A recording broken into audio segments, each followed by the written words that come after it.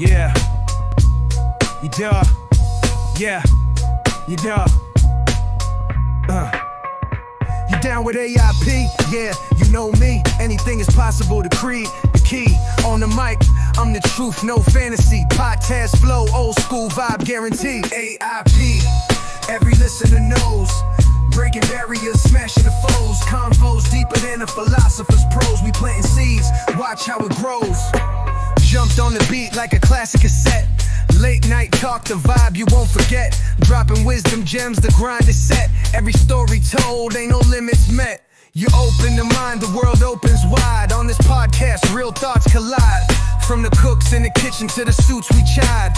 Dreams get bigger when the truth's supplied. Sip on success like it's poured in a mug. Real talk, no BS, no need for a shrug. In your ear like an anthem, snug as a hug. Tune in, feel the buzz, plug after plug. AIP, every listener knows. Breaking barriers, smashing the foes. Convos deeper than a philosopher's prose. We planting seeds, watch how it grows.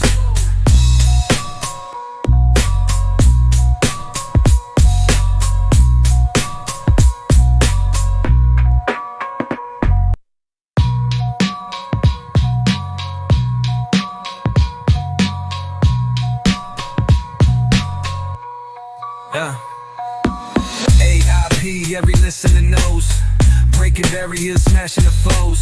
Convos deeper than a philosopher's prose. We planting seeds, watch how it grows. Watch how it grows. Watch how it grows. Watch how it grows. Watch how it grows.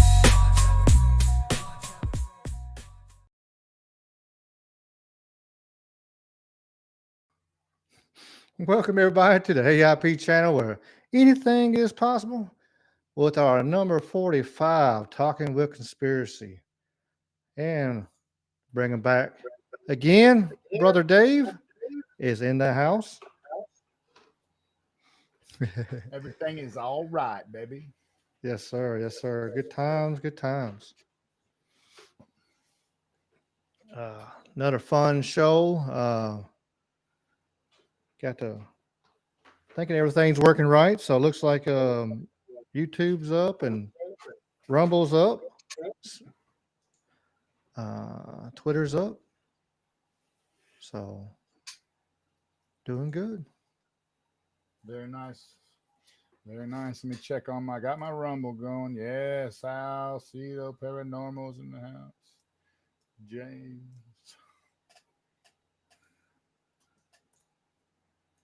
Nice, nice, nice. Go ahead and say what's up. Go ahead and say what's up there. I need to get my YouTube chat going. You said Sweets is there. Yeah. Right? Yeah, Sweets. Mr. Duffy's here right off the bat, and James, Salcedo Paranormal. So we even got. So I know it's working. So I'm glad. I was kind of worried it was acting kind of silly tonight, so made me doubt myself.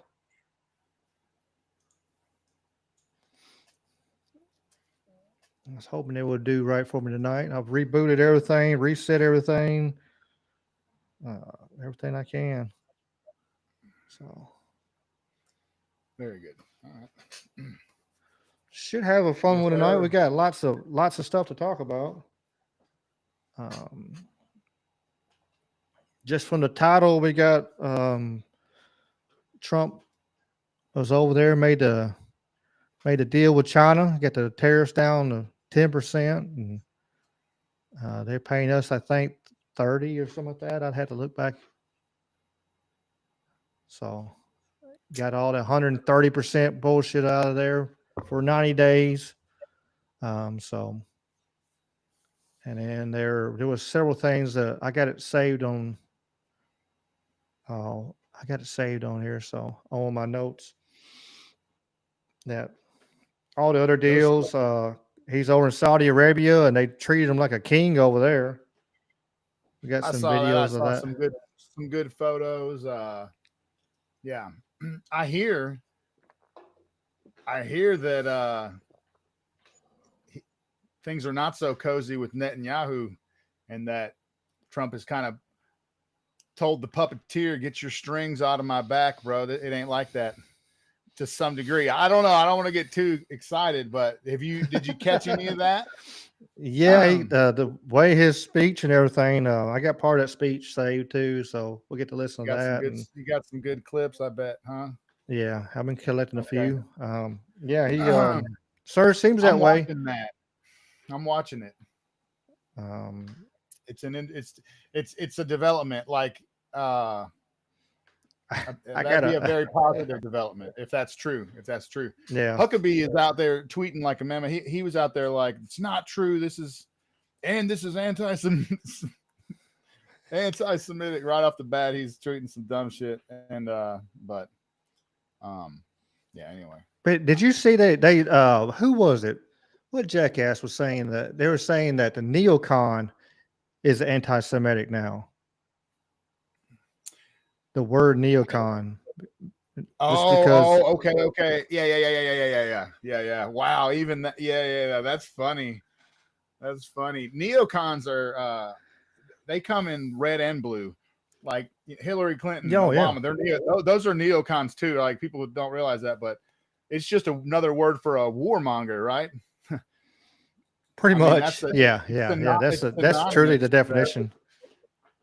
Yeah, that's truly the definition of it. You know, they want to everything they can to push war and not to jump on we've hit a few topics already and we've just hit the ground, but just a side note, have you heard the new Kanye jam that he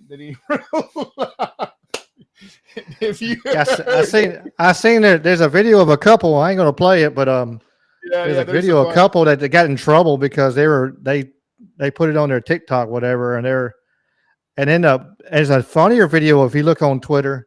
Like saying, I ain't gonna play it because it'll probably get us it'll get our video taken down for sure. But it's a bunch of it was what was it? It was South Koreans was singing a song and doing the salute and everything. It was crazy. They loved the song. They were up in the bars singing the song along. Version of it. Oh, it's crazy. There's a heavy metal. I mean, the lyrics are the main part of the song. You know, it makes sense. Like he's saying that people say he's this, he's saying he's that. So he's just embracing the hate and whatever. But I don't know. It's very funny. He's like an epic troll. Yeah. For sure, but the thing is like what's crazy is that the song is fucking catchy. Yeah, I mean, Connie's a genius now with his beats and stuff now, and just the way he plays. I mean, he's great. You know, absolutely. It's almost a cry. It's almost a cry for help because he's talking in the beginning like all this money and all this power, and I can't even see my kids. And then he's talking about how they misunderstand the things he says on Twitter. Well, they don't understand the things I say on Twitter. But anyway, and then he makes it about everybody. He's like, and it's kind of this unifying. He's like, all my bros are with this. Yeah. And then I don't forget the words exactly, but whatever he says. Y'all will have to look it up yourself. I can't remember the lyrics, but anyway, the very funny moment in pop culture, Kanye doing that, and then all the AI and spoofs and shit that are coming out of it, hilarious. It's a gold mine, fucking hilarious. Mr. Duffy said he's gonna. I can imagine all the people getting in trouble, though. You're right. How's that? Mr. Duffy said his epic troll is actually going to be the name of his new channel. Nice. Epic troll. He said, appreciate the inspiration. Sounds awesome. I had to scroll down and I was like, wait a minute, the little bar is going up. People are chatting here. Hell yeah. That's awesome. Oh, speaking of trolling and stuff, you were making that comment about Netanyahu. We can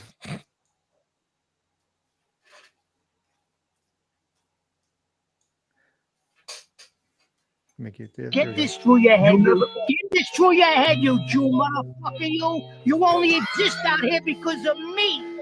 That's the only reason. Without me, you personally, every fucking wise guy still around will take a piece of your fucking Jew ass. Then where you gonna go? You're fucking warned. Don't ever go over my fucking head again, you motherfucker, you. Fuck yes. That's gold, dude. Damn. That's funny as fuck. Oh, I hope I don't get knocked for that one, but we'll. That is hilarious. Oh man, they're probably working overtime to like stop all the fun having and all the people that are noticing and having a laugh. It's wild, bro. Yeah. Well, there's a, what's that? Voltaire? Is it Voltaire who made that quote? Maybe somebody will correct me in the chat, but he said, "You want to know who controls you? It's the person you can't criticize. You're not allowed to criticize them." So, food for thought. For sure. Yeah.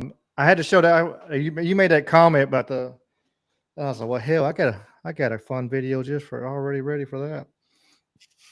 I wasn't sure if I'm going to show her or not, and I was like, hell, when you made that comment, I was like, that's a sign. Yeah, that's a sign that needs to be shown. And speaking of Trump, let's go ahead and right on through here. Treating Trump like a king.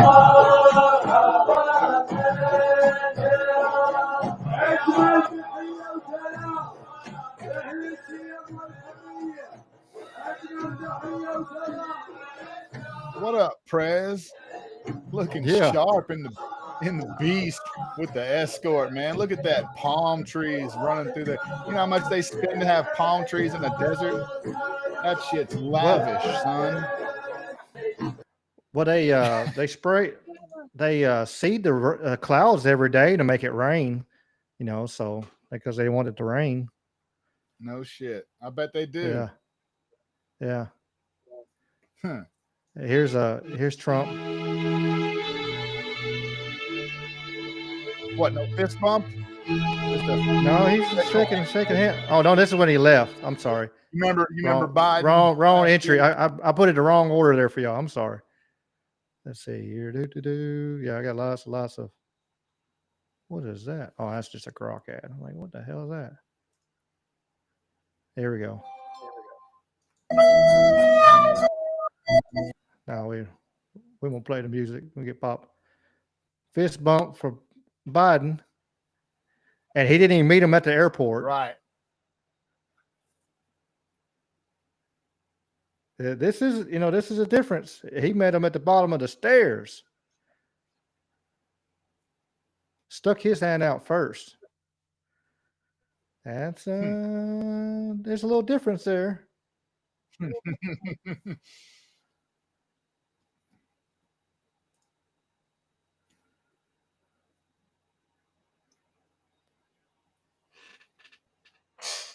There's a little difference right there. He walking beside him, and it's a.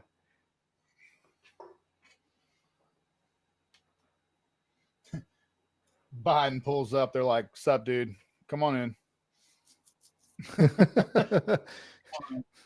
Drag his old carcass off in there.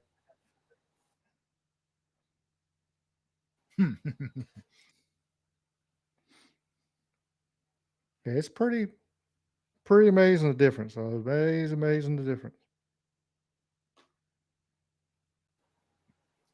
So this round trip through the Middle East, is it true that Trump did not stop in Israel?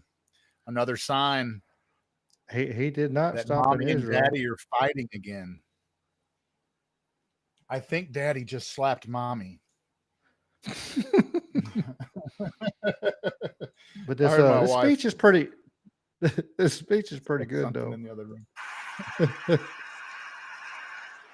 And it's crucial for the wider world to note this great transformation has not come from Western interventionists or flying people in beautiful planes giving you lectures on how to live and how to govern your own affairs. No, the gleaming marvels of Riyadh and Abu Dhabi were not created by the so-called nation builders, neocons, or liberal nonprofits like those who spent trillions and trillions of dollars failing to develop Kabul, Baghdad, so many other cities. Instead, the birth of a modern Middle East has been brought by the people of the region themselves, the people that are right here, the people that have lived here all their lives, developing your own sovereign countries, pursuing your own unique visions and charting your own destinies in your own way. It's really incredible what you've done.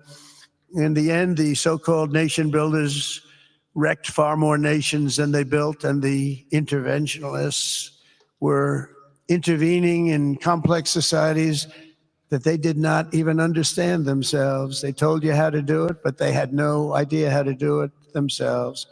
Peace, prosperity, and progress ultimately came not from a radical rejection of your heritage, but rather from embracing your national traditions and embracing that same heritage that you love so dearly.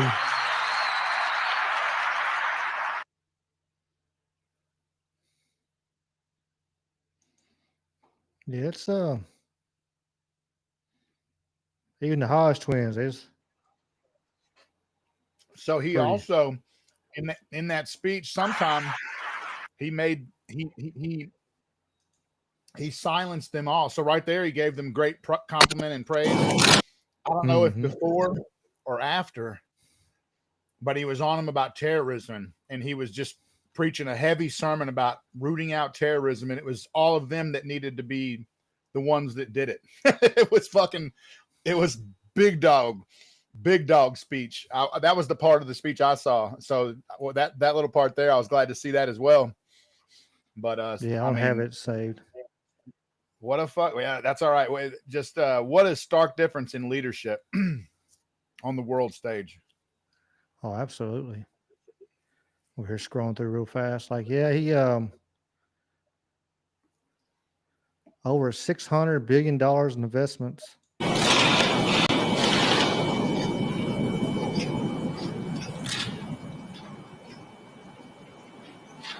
$600 billion.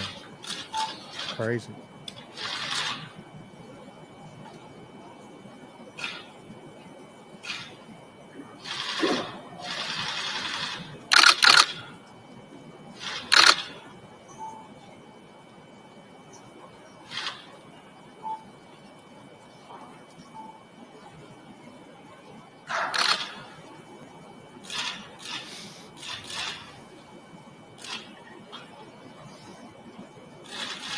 Look at them cameras on flat.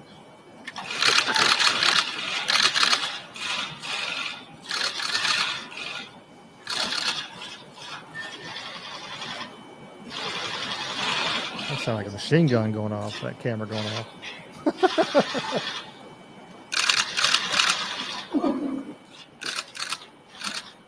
Do. Hey, dang it. What was the other thing I was on? Oh, this is the breakthrough. We'll go over that in a second. The breakthrough for all the stuff that's happened with the China deal. That's pretty amazing too. What it really has been. But the Saudis, they're trying. You know, he wants peace over there. We just stop killing, and maybe we will get some of it. Maybe I don't know. Hoping.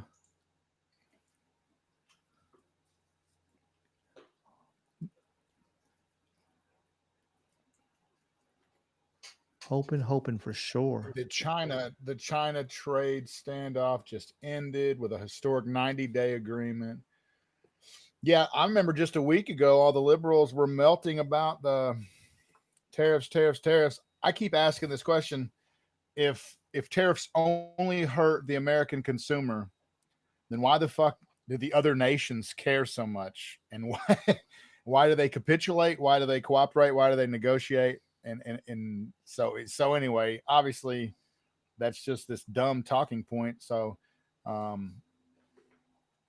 if there's one thing I think this president can do, it's fucking get the economy back to a decent place.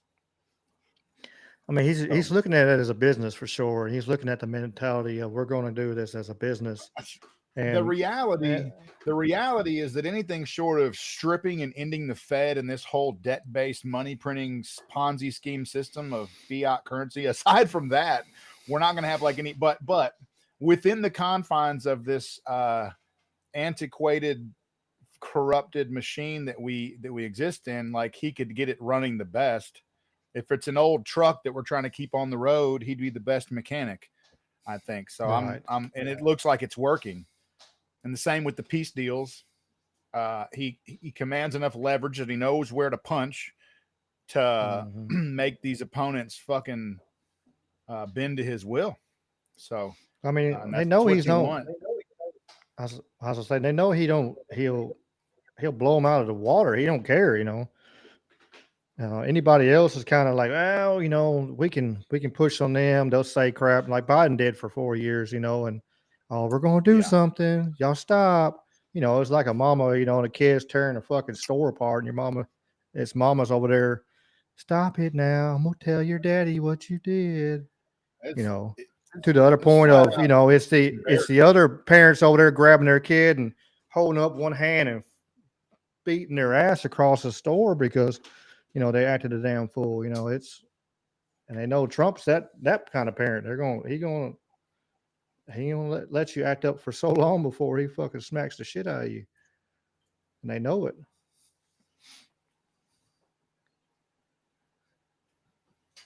They know. Now, a lot of the other administrations were, you know, the best friend parenting kind of deal, and he's not standing for it. But yes, it's interesting on this thread right here. It's got a bunch of videos. Excuse me. First of all, we want to express our great thanks to the Swiss government for facilitating this trade meeting here in Geneva. We had very productive talks, and I believe that the venue here on Lake Geneva added great equanimity to what was a very positive process. We have reached an agreement on a 90-day pause and substantially moved down the tariff levels. Both sides on the reciprocal tariffs will move their tariffs down 115%. First of all, we want to express our great thanks to the Swiss government.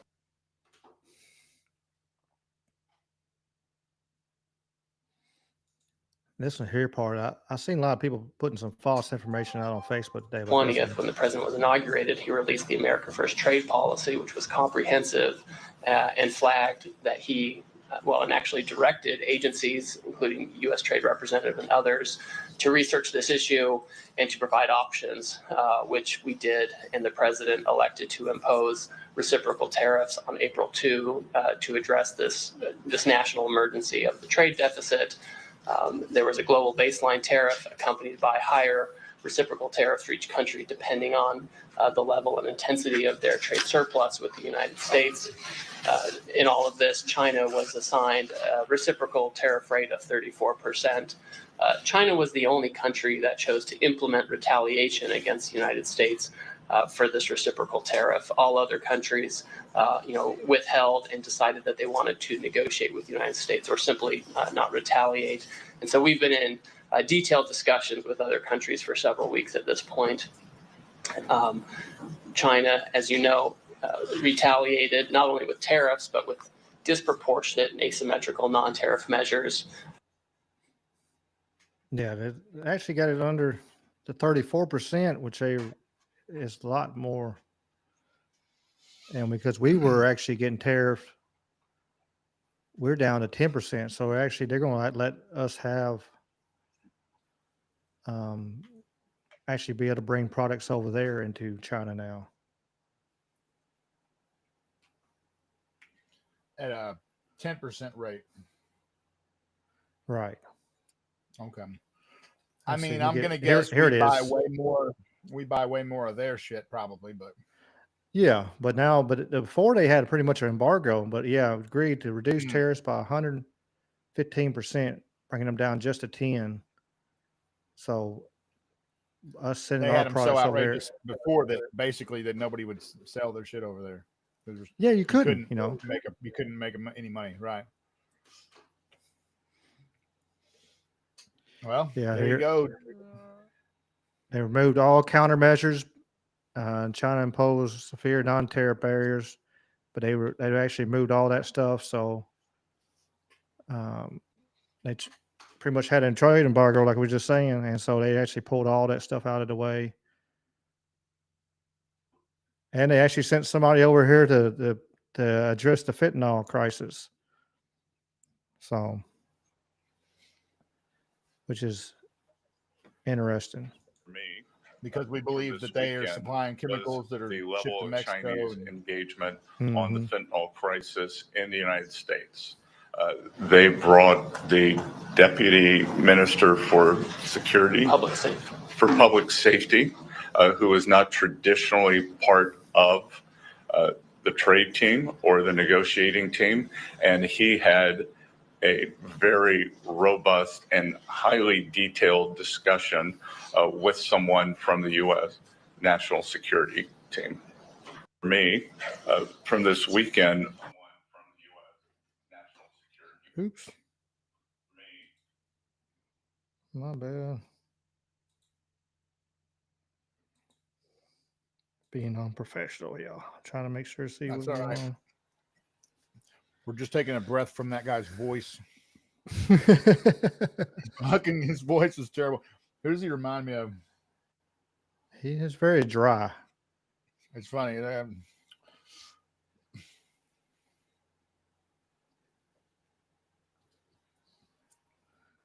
So yeah, so it's going to bring a lot. That's an interesting development.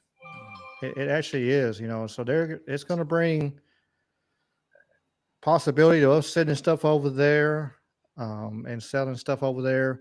I was watching lots of reports on. Let me stop sharing this. That a lot of these small businesses in China, like the big ones that are government owned, they could actually simply buy, but they were already looking like businesses were already looking like we're going to have to shut down. They were going to close doors. They were about to lose a lot of their manufacturing because like nothing was coming across the ocean. Like it was done. Like so it was. People want to talk like it was. All this terrible stuff, but we squeeze the economy enough, and that's one of their biggest exports. I mean, that's where we're the number one person they sell to. I mean, then you turn around and you put a squeeze on that hard, they got a buckle, and that's their number one. Their number one making money, what they make money off the country with is selling cheap goods to the world and cheap goods to mostly us, but. That's back from, what was it, 2001? They were allowed. I got a video on that too. Old Mr. Kennedy. Mr. Kennedy, he makes me laugh. From Louisiana? Yeah, or yeah. Kentucky? Is it? The older guy. Yeah. He's a character and a half, and I like him. He's pretty funny. He is something else. What do you make of that deal? And what message do you think it sends to the rest of the world? And Scott Besson said that 130 countries are lined up. Well, I think it's obvious. Unless you're the reason that your parents drank, you see that it was a big victory, not just for President Trump, but for America. Before the president did what he did, China's tariffs on the United States were a little over 20% on average. Now they're 10. Our tariffs on China were a little over 20. Now they're 30. That's a 20-point swing.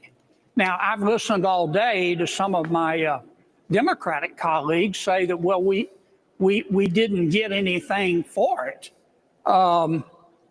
If you believe that, I'm not saying you're the dumbest person in the world, but you better hope the dumbest person in the world doesn't die. It was a clear victory.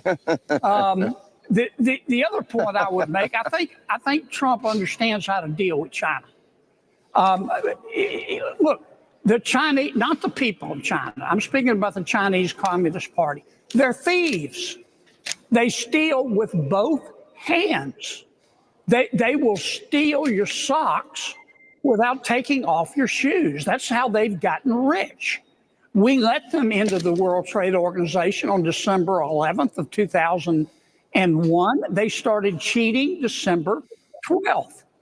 And Trump was the first president, he did this in the first term, to ever stand up to China and say, stop the stealing. And now he's doubled down, and it's working. We still got a long way to go. China cheats in other ways besides tariffs, with quotas and subsidies and stealing intellectual property. But this is a hell of a good start. They manipulate their too. Artificially deflate it and do different shit to it. Different schemes. They're always doing weird shit. Fucking yeah. The state, a nasty commie state. Yeah, that's a big ugly spot over there. You don't want to be living in China, man. I hate Hong Kong fell back in the way it did. You know what I mean? Remember that? Mm-hmm. A couple of years back. Yeah, them poor people had to go back to that point. He sure didn't want to, but man. But yeah, it was funny. Yeah, I'm not saying you're the dumbest person in the world, but you better not hope the dumbest person. One time I heard him say, he said, my mama didn't raise no fool, and if she did, it was my brother. Yeah, he's got some good sayings now. I like old Kennedy. Yeah. Yeah, it's wild.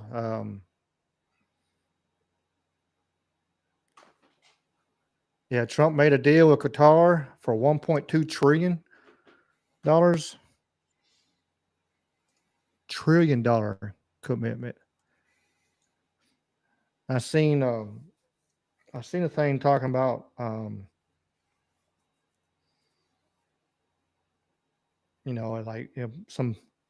I think it was Joe Rogan that was talking about, like, he said, yeah, I've talked to some of my billionaire friends, and he's like, over there they're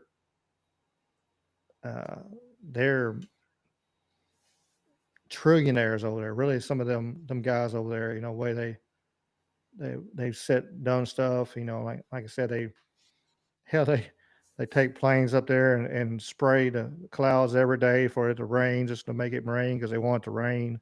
There's cities like in Saudi Arabia and stuff over there in Abu Dhabi, it's just right, insane, just crazy place. Yeah. It's all oil money, right? I mean, well, and investment. I mean, I guess at some point, it took on there's no telling. It's all kinds of money, but mm-hmm. I mean, maybe initially a lot of that.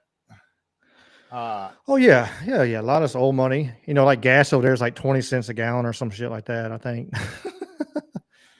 I'm thinking of the UAE, the United Arab Emirates. I think was the big oil money city, like the city they built in the middle of nowhere. Mm-hmm. It's in the fucking whatever in the Fast and the Furious movies or whatever. But insane wealth. So, hey, I'm glad Trump's making some big deals and getting some people to invest in this country. Hopefully continuing to cut off support that goes out to other countries and focus on building our shit back up. Because there's potholes right out there, and there's other problems in this country too that I could talk about. But cut off the bleeding, root out the corruption. I hadn't heard much from Doge lately. Government efficiency, is Elon still? I mean, still doing the work? We still. I think is getting up to the point where he could step back. I mean, he was only supposed to be doing it for so many days. Like he was only supposed to be part of it, like and helping the team get by and do their thing. I think he's still going to be part of it because they had an interview with him and stuff. And when they were talking about all the stuff they got by. I'd like to see, and maybe we're going to see some prosecutions and some shit go down because you keep hearing, like, especially about U.S. aid, and that just using that as this fucking laundry machine and pushing cash out. So I just read today they were saying that there was a bunch of Democratic fucking campaigns being funded through USAID, and then this bold claim said that Obama was funneling that shit, and it was supposed to be for some other shit, but it was going into AstroTurf on-site riot building, like fucking funding organized riots, commie style, Saul Alinsky rules for radicals style. So I just saw that claim today on social media somewhere. I don't even know the source, probably just some fucking content creator. But what I'm getting at is I'd love to see something systematic released that catalogs all the waste and all the fraud that's been found, and then also see some fucking people get held accountable. We always talk about that. We're like a broken record when it comes to that, but I'd like to see that, especially with all the stuff that they said they have found, all the stealing and whatnot. We'll see what the debt clock's up to. 431 billion.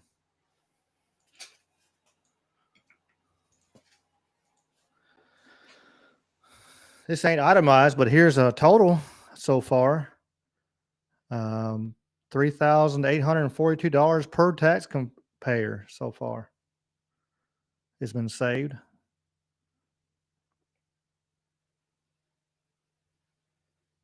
These numbers are just astronomical looking. There's just how fast they move. Yeah. Debt per citizen, per taxpayer, that's the one who really $323,000 per taxpayer. Like, what the fuck? Yeah, they need to give me most of that money, because if I'm that much in debt, I never got the big lump loan. Go ahead and give me that loan. Let me hold that. Yeah. Give me half of it. I'll let them keep half. They can give me half. And I'm building me a monster shop. That's all I gotta say. But yeah, I mean, if I guess if I owed the government, if I owed somebody $100, I would have a problem. But if I owed them 100 million, they had a problem. Exactly. Yeah, let me get a hold of that. Little fat $250,000, but almost 300. Yeah. That's just representative of, like, so it's just wild the way they print fiat currency, and the collateral is the U.S. taxpayer, everybody with a social security number. That's what they provide as collateral, as proof. That's why this Federal Reserve institution lends them that money for a very tiny amount of interest. It's crazy. If people understood how the money system worked, there'd be a fucking revolution overnight. Some president said that one time. Somebody smarter than me, but I think it's true. So yeah, again, a lot of this is cool. These big business deals and all this stuff like that. Like, man, we got bigger problems though, frankly, and maybe that's just asking for too much. Trump's probably not going to dismantle the Federal Reserve, but yeah, I mean, for sure. but he's already pissing a lot of people off. So I don't know. Like last one, the president to do that was JFK, Ah, and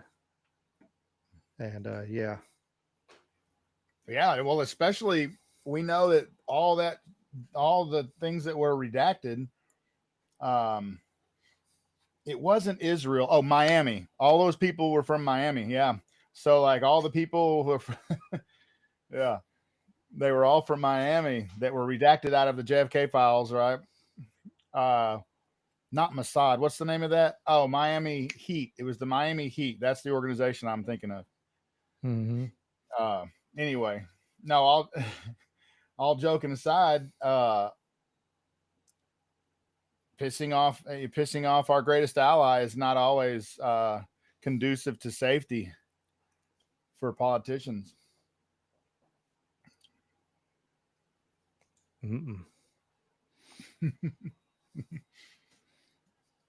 Not at all. Have you seen RFK and his them over there trying to drill him in the hearings and stuff at DC? Oh yeah, I need to see this. They got some of them is pretty good. He held in the I got a video of the owner, one of the co-founders of Ben and Jerry's got escorted out, like shoved out the damn room because he started acting a fool. But then you find out, like if you look it up, like one of the ingredients in Ben and Jerry's ice cream is causes cancer, like straight up, like the milk. It's everything is like GMO except for the milk. The milk's not GMO, and I'll find it in a second, and the name of that ingredient. That it's terrible, potentially. Look at our children. They're the sickest children in the world. Laura, you say that excuse me, Congressman DeLauro, you say that you've worked for 20 years on getting food dye out. Give me credit. I got it out in 100 days. All right, so let's work together and do something that we all believe in, which is have healthy kids in our country, for God's sake. Miss Dean. That together. It's not. There's no such thing as Republican children or Democratic children. There's just kids, and we should all be concerned with them. I agree with him there for sure. Yes. I swear I want to think she's going to start going, caw, caw. Issue, Mr. Secretary. You keep comparing the U.S. to other countries. You compare us to Europe, but the Europe you are referring to is the WHO European region. That's 53 countries. Sorry. I swear. If you need if you need something to keep the creatures away in your crops or something like that, you can stick her out there, or you can put her on top of a skyscraper as a gargoyle looking ass. Guy, scarecrow. Yeah, she's scary looking. Countries in Europe and in Asia, including those with low vaccination rates like Romania, that has never eliminated measles. If you compare us to Western Europe countries that we often compare ourselves to, like Great Britain, they have seen no measles death this year. Let me move to the NIH. In your testimony, you say you want to quote, and I quote, rescale our biomedical research budget, unquote. Excuse me, but that's BS. You are not rescaling NIH research. You are proposing to cut it by $20 billion. And according to our colleagues in the Senate, NIH has effectively cut research funding by $2.7 billion this year in comparison to the same period last year. That's a cut of 35% during that period. That includes cutting cancer research by 31%. This is the report put out by the Senate, Trump's War on Science, which goes into detail about how we are, in fact, dealing with cutting scientific research. Mr. Secretary, are you freezing or withholding funding that Congress appropriated in 2025 for life-saving NIH research? Let me address your first issue first, because I want to correct you. We have about 1,100 measles cases in this country. The growth rate last year was 15 additional, so we have plateaued. Mexico has roughly the same number with a third of our population, and they got 300 extra cases last week. Canada has more measles, 1,500. They have 1/8 of our population. Western Europe has about 6,000, which is 10 times the number that we have. Well, Oh, you are wrong about well, what you said earlier. we can discuss that, but I think one has to consider whether or not we're dealing with decades of data proving how effective and safe the measles vaccine is. And another thing, why does like her and Bernie sound so much alike? Are they brother and sister? They're the Like same way she person. starts talking, she sounds like Bernie Sanders, like there. Like, Yeah, a little I'm bit. gonna move to that. it does. I hadn't noticed that until right there, and just I heard Bernie in there. Maybe that's I don't know. That's even more scary. I want my questions answered on, are you freezing and withholding funding that Congress appropriated in 2025 for life-saving NIH research? We are not withholding any funding for life-saving research. Okay. Do you commit to following the law? Of course. Fully obligating funding that Congress appropriated. We appropriated, it is the law of the land for NIH research, and to obligate those funds by September. Sweet said it's Bernie with a wig. Yeah, I think it is burning. 30th of this year. Or are you planning to break the law by impounding congressionally appropriated funds? If you appropriate me the funds, I'm going to spend them. We have in the bill, you are cutting the NIH by $18 billion, or you're proposing to cut it by $20 billion. The Congress appropriated those funds. It passed into law. It's part of the 2024 budget, and we are under a continuing resolution that has adopted the 2024 numbers. How then can you justify cutting $20 billion from the biomedical research budget? If you appropriate the money to me, I'm going to spend that. We have appropriated, Mr. Secretary. Then I'm going to spend it. Then you're going to spend it. You're not going to cut $20 billion from the NIH. The White House proposal is to do very, very large cuts at NIH. Well, that is contrary to the money appropriated. Ranking member. Yes. If Congress appropriates me the money, I'm going to spend the money. You have the power of the purse here. Thank you. You know that. Thank you for reiterating that. But I think that I'm not sure the administration really has internalized that. Particularly, Mr. Vogt hasn't internalized that when he says that we can in fact impound money. The money is there. The 2024 budget includes the funding for the NIH. Will you commit to spending the money that is in 2024 in that budget? As I said, ranking member, if you appropriate the money, I'm going to spend that money. The money has been appropriated. So the answer to that is if you're not willing to accept the funds that have been lawfully voted by Is he going to have a stroke? Members of the House and Senate on the money for the National Institutes of Health. We're going to hold you to your word. Theo, she's not looking insane. She is insane. There's no looking there. That funding is there. It should be transferred from 24 to 25, and you've cut already $20 billion. Let's get that money back. Let's get that money back. You have an obligation to carry out the law and to implement what the Congress has done. Unbelievable. Unbelievable. Chronic disease and tobacco. Tobacco use is a major contributor to chronic disease and is a leading preventable cause of death in our nation. Each year, killing nearly 500,000 Americans, costing the nation nearly $250 billion in healthcare costs. CDC's tips from former smokers media campaign alone is estimated to have saved more than $7 billion in healthcare costs by helping more than 1 million smokers quit. Why did you eliminate CDC's Office of Smoking and Health, an office that reduces the number of kids using tobacco products, helps audit tobacco users to quit, and saves taxpayers dollars? We have, under the reorganization, and I'm going to talk very, very broadly, Because as of 4 o'clock yesterday afternoon, we are under a court order not to do any further planning on the reorganization. And I've been advised by my attorneys and not to talk about it. But I will just say broadly, many of the programs that the Democrats are now saying were cut at CDC were not cut at all. Those programs were transferred to the Administration for Healthy America.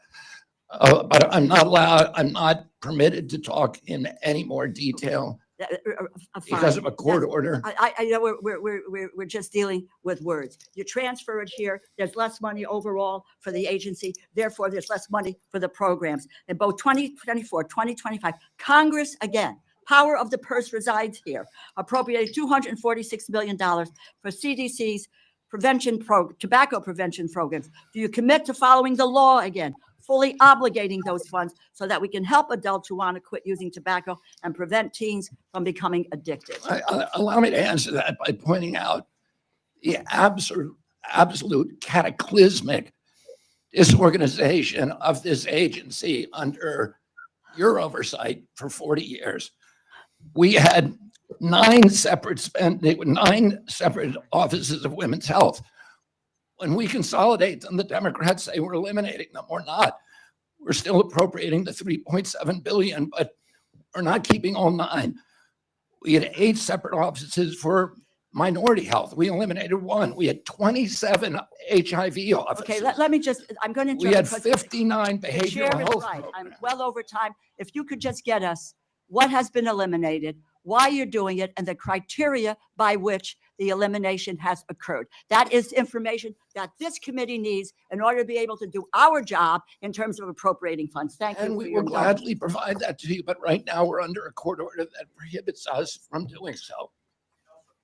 Okay, before we go on, I just want to say, we also need to make sure that we bear in mind that the secretary is here talking about FY26 funding. So he is committed to that. So I just want to make sure that we're all clear. We're talking about FY26 on this. That's crazy. Like different offices doing the same thing. It is. It's a fucking circus.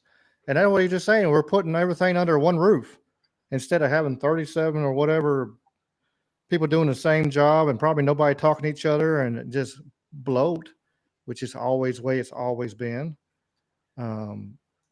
Yeah, Theo pointed out that the kids don't fucking smoke anymore. They vape. That's a good point. And I guarantee you that she said that those programs were saving taxpayer dollars. She added that in there. And I guarantee you they're not. No, shit, no. No, that's something. That thing is something else. Another fucking bullshit lie. Yeah, they're mad. This is the thing. At the core of conservatism is meant to be fiscal conservatism, which means spend as little as possible, spend it wisely. Liberals spend just that way, liberally.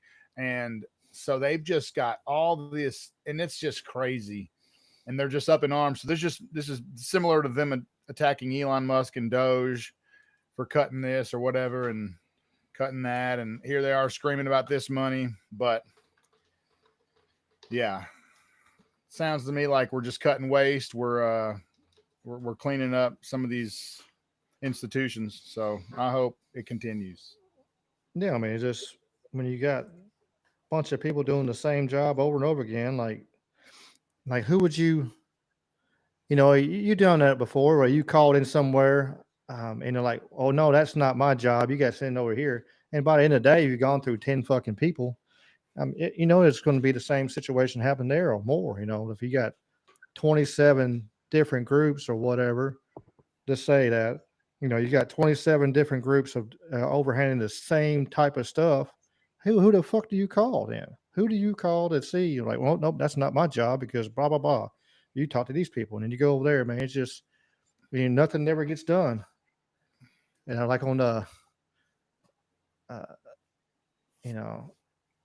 like on the movie said, that's the beauty of the system. Nothing ever gets done. Keep on. With Distinguished Gentleman. I'm trying to remember the name of the movie. On Distinguished Gentleman, he said that. That's the beauty of the system. Because when Eddie Murphy asked him, he said, how does all this money can come from both sides. How does anything ever get done? He said they don't. The beauty of the system. Yeah, we often say the system is broken, but some might say it's working just fine. Yeah, it's working like they made it to work.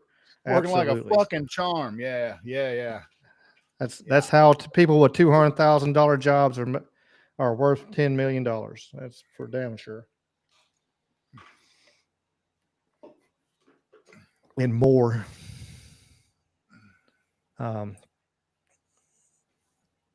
Here's another good one right here. If you are successful in banning fluoride, I noticed you congratulated Utah and Florida, I think, for banning it. That's up to them. They can do what they want. But we better put a lot more money into dental education because we're going to need a whole lot more dentists.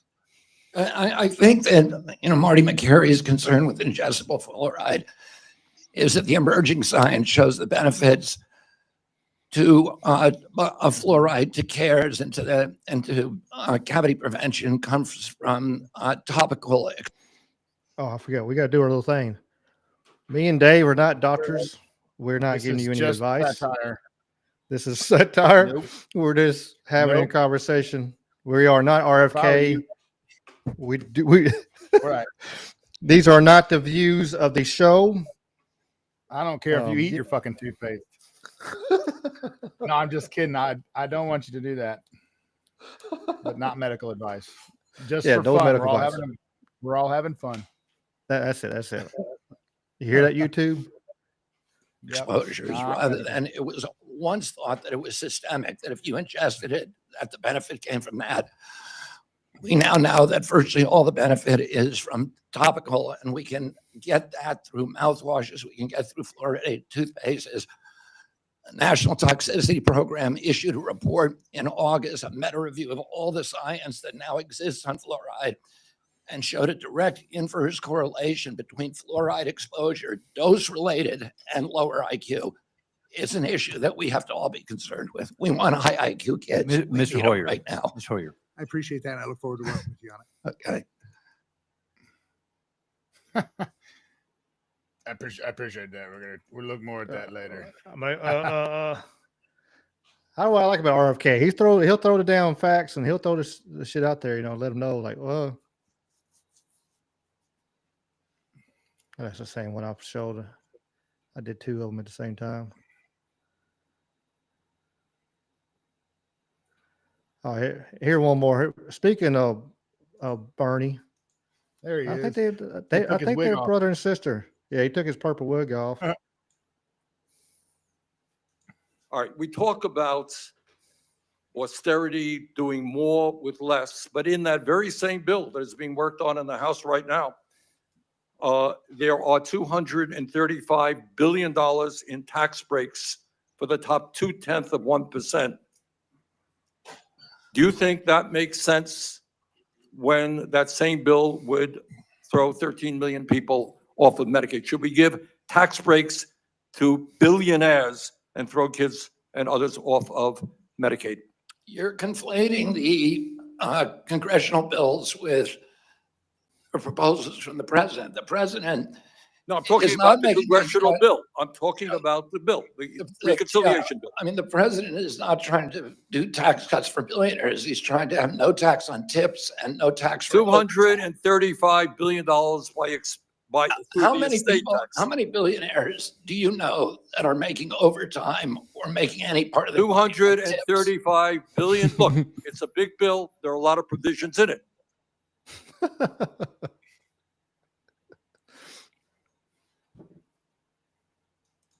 How many, Bernie? But he's not rich, but he has 3 houses, because he needs to have them 3 houses. Oh, I forget it. I was on show. Johnny said he went swimming in a fucking dirty river. Did he? Did RFK? I would do some shit like that, but I'm not the health secretary. But maybe that's how you get worms in your brain. They're always talking about his worm. Man, if a motherfucker knew how many worms was inside of him, like parasites, do a cleanse one day and see what comes out of you, and you'll be fucking horrified. Matter of fact, don't even think about it. Y'all don't even want to think about it. If you pick blackberries and strawberries and shit, tell you what, you like picking them right off the vine out there on the side of the country road. That's nice, right? Soak them in a bowl of salt or a little bit of vinegar and watch what crawls out of them. I mean, and I still eat them right off the vine, but there's anyway, whatever. Yeah. Oh yeah. Fun fact. Those fucking animals got yeah, you fucking pillows and shit and beds and mattresses and all this shit you sleep in every night. Like if you start looking into that stuff, it's fucking you won't be able to do nothing. Absolutely not. Yeah, here's the video I was talking about, Ben and Jerry guy. They got the audience reminded disruptions will not be permitted while the committee conducts its business. Get out of here, Police are motherfucker. asked to remove the individuals from the hearing room. He said, hear him stand up. I love it. Police are asked to remove the individuals from the hearing room. Did you say something about Gaza? What was he saying? There was some more. Let's see. Did I save it? There was another video where two people scared the shit out of RFK now. I don't think I saved it. And they got kicked out too. There was people being assholes and jackasses today, of course. I know it's hard to believe. Hard to believe.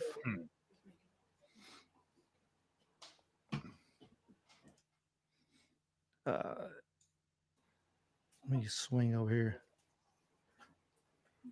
On a different note, we'll just swing on. Damn, that thing's loud, wasn't it?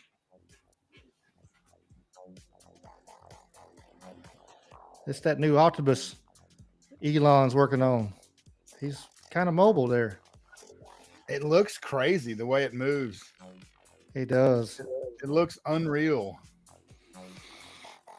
I mean, it moves wild.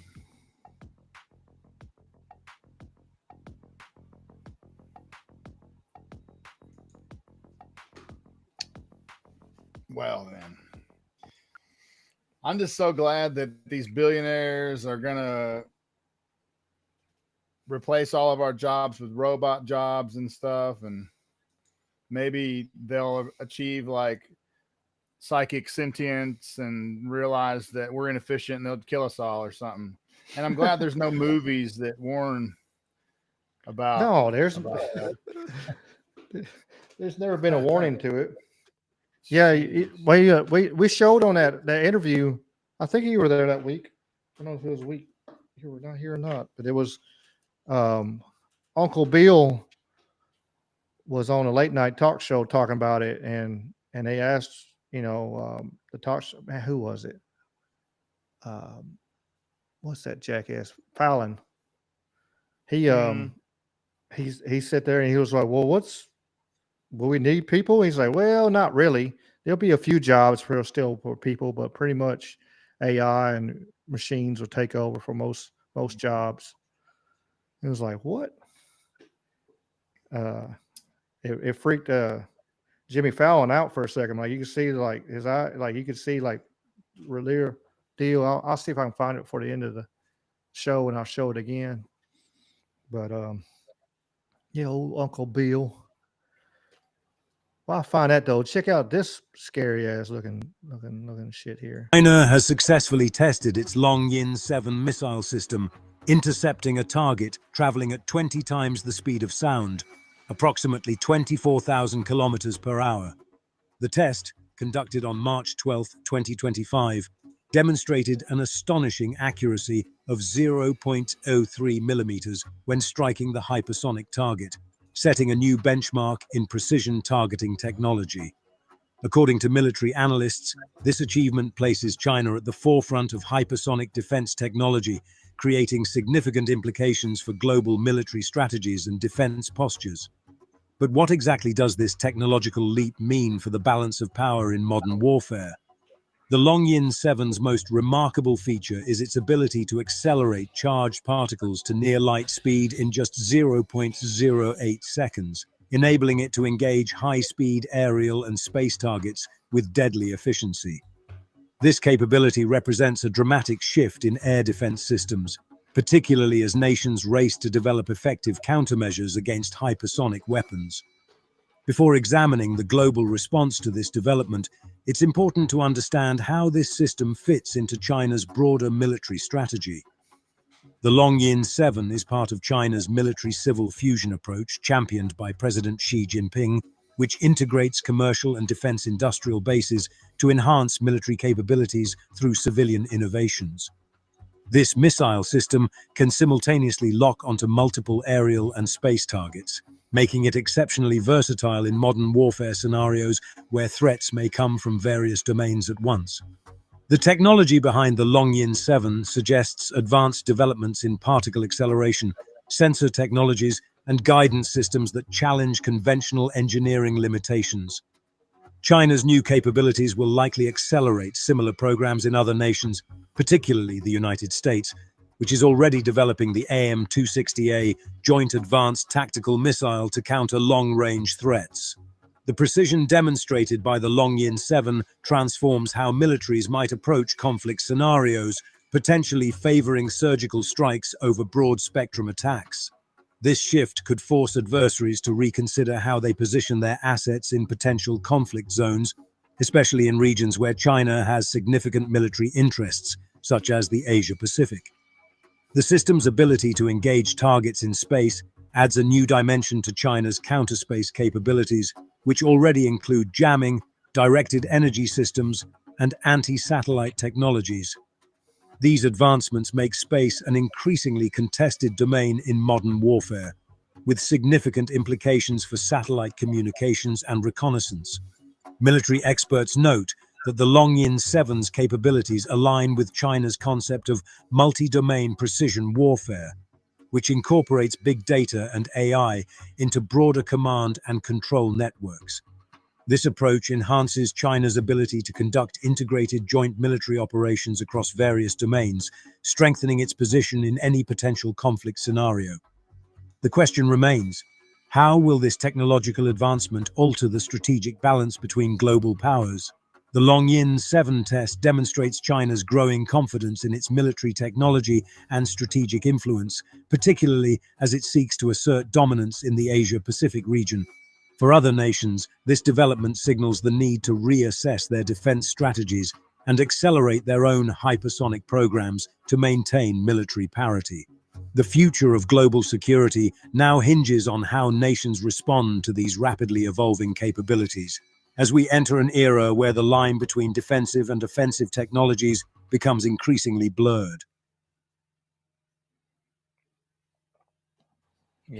It might be a good thing that we kind of getting buddy-buddy with China right now. Yeah, they said like, well, America's working on a new hypersonic missile. Dude, they just said that China has successfully tested its laser that goes 0.08 seconds to near light speed that can hit a target that's moving 20 times the speed of light. I mean, or the speed of sound, 20 times the speed of sound.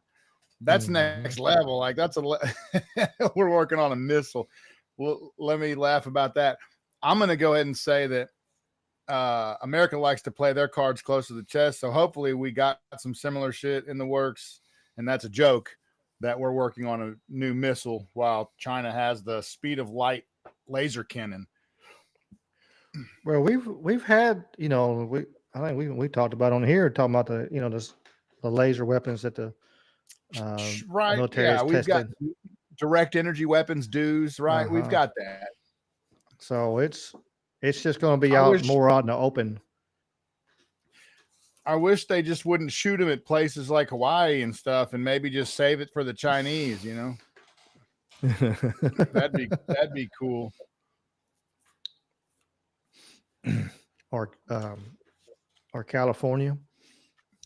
Yeah, you got motherfuckers cloud seeding over there to make life better over there in the Middle East, but over there in California, we'll let the shit burn to the ground and have droughts, and then we'll have floods over here. They'll flood the fuck out of this half the country and drought this half the country. I mean, why are they doing that? Oh, RFK answered. There's a clip out there, and it was RFK answering a lady's question about chemtrails. And he was like, look, it sounded like he was fixing to say, we don't do that. But he said, like, my department is not doing that. We believe it's DARPA. And so he said that, like, he thinks it's DARPA and that there's like some movement on that too. Anyway, but Oh, hell. I'd like that to be true. I mean, it is. I mean, I wouldn't doubt it one bit because, I mean, that's what they've done forever. But here's that clip from Uncle Bill. Everyone's talking about AI, and that's the big topic. Everyone's how it's going to take over, and all this stuff, and it's bad or it's good or we don't know. What are the pros and cons for, in layman's terms, for someone like me? Yeah, so the era we've come to is sort of the vision that computing was expensive and it basically became free. The era that we're just starting is that intelligence is rare, you know, a great doctor, a great teacher. And with AI, over the next decade, that will become free, commonplace, you know, great medical advice, great tutoring. And it's kind of profound because it solves all these specific problems, like we don't have enough doctors or, you know, mental health professionals, but it brings with it kind of so much change. You know, what will jobs be like? Should we, you know, just work like 2 or 3 days a week? So I love the way it'll drive innovation forward, but I think, you know, it's a little bit unknown. Yeah. Will we be able to shape it? And so legitimately, people are like, wow, this is a bit scary. It's completely new territory. I mean, will we still need humans? Not for most things. You know, Yeah. Let's back that up. Not for most things. We still need humans? Not for most things. You know, we'll Look at Jimmy decide. Fallon's, look at Jimmy Fallon's face. They're like, that's legit. Like, I know you're actor and stuff, but I think that was a legit. I mean, hosting a talk show, definitely. You're gonna need, really? Well, we'll decide, you know, like baseball. Who will decide? That's my question. You hear what he said? We'll decide. Yeah. You're gonna need, really? Well, we'll decide, you know, like baseball. We won't want to watch computers play baseball. That's right. Yeah. And, you know, so there'll be some things that we reserve for ourselves. But in terms of making things and moving things and growing food, over time, those will be basically solved problems. Yeah. Who is we, fucker? So there's this weird overlap, right? And I was reading about it in this book. I bring this book up all the time, but it's called The Psychology of Totalitarianism. And he's talking about so look, like, and you heard it earlier, that crazy lady yelling, she's yelling because he took money out of their church, because to the left and to the atheist and to the climate fanatic activist, and even to these utopian obsessed Bill Gates types, science is their religion. It's infallible, almost like the words of the Pope uttered from the throne, you know, like that. That's how they look at it. It's religious to them. So this guy is a utopian visionary, and history proves all they ever bring about is dystopia. You read books like Brave New World, where you see you get a glimpse at what a society would look like when everything is mechanized and is set in order by the scientist, technocratic elite. So it's this great obsession. So like there's this overlap between climate fanaticism and then the transhumanist crowd. So whether it's you think we need chips in us and you want to go the robotics route, or whether it's to save the planet, there's an overlap in that they want more government control, less freedom, in the name of safety or in the name of progress or whatever. But I'm glad you played that. It's very timely.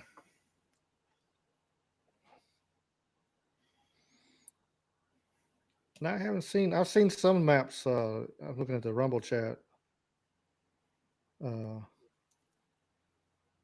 going to be about the Doomsday map, and all the land that's going to be dry. Well, Uncle Bill already owns. Yeah, Right. wouldn't surprise me. I know he's been buying a lot of land. Plus, you got they came out with the underground cities and stuff like that, which now they'll be able to do it a little faster. To segue to our next clip. They're going to be able to dig. They're looking to dig a whole lot. Let me expand it down. Within 48 hours, this thing can get to digging. And so right now it's over a mile a week. And then they're looking for it to be up to 7 miles per day. It's still slow, but it's, you think about what it's doing. There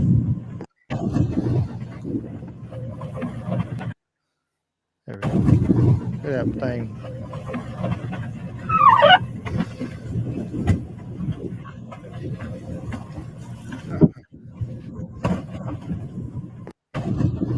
That's crazy. We were just talking about, right, Ricky, all the DUMBs, all the deep underground military bases. Yeah. Bro, they done got tunnels and fucking caverns and bases and shit all through the land, man. It's good to remember, like, refresh yourself and just remember to remind yourself that your government has been actively attacking you through the skies, DARPA, right? Poisoning your water, your food, allowing crooks and criminals to fucking sell you toxins. Fluoride is a fucking byproduct of aluminum manufacturing, and they said, hey, let's put it in people's water, tell them it's medicine. So just remember all the, I saw a meme today, and it was a picture of the universe, and the Milky Way galaxy was spread out. And there's a little arrow, and it said, you are here paying taxes to pedophiles.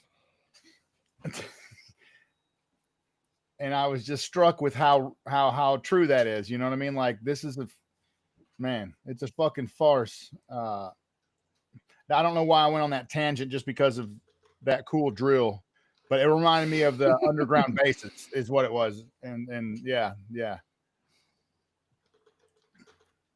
They also had one on Ocean's 11. Yeah, for sure. Something else, you were talking about to add to it, and how I'll just play the video. It's crazy. Just chuck up another one for conspiracy theorists, though. We are batting 1,000 right now, hitting home runs every week. Et je termine là-dessus. All right, let me say this before we start. Let me do our Mr. YouTube. We aren't doctors. We are not giving out medical advice. We're not telling people when to do anything. This is satire. We're just talking and having fun. There we go. Let me do my little thing so we don't get knocked in the C'est le poster que vous avez derrière moi. Mars 2021. Un grand nombre de personnes ont réalisé que les individus vaccinés. I forgot it wasn't even in English. Let me mute it and I'll read it as they come through here. Let's see. It's the poster they have behind me, March 2021. A number of people realized that vaccinated individuals were becoming almost all electromagnetic at a minimum at the injection point. May 2021, Dr. Pablo discovered using a transmission electron microscope the presence of billions of nanoparticles, graphene oxide in Pfizer's vials. In Italy, découvrait les mêmes composants. Let me pause it. He's talking too damn fast. I can't read that fast. In Italy, Dr. Gatti and Montanari discovered the same inorganic components with their environmental scanning electron microscope.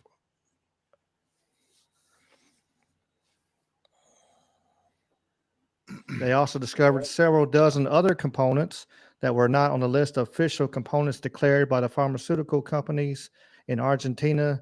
Lauren Di Blasi and Marcelo, I didn't catch it. Oops.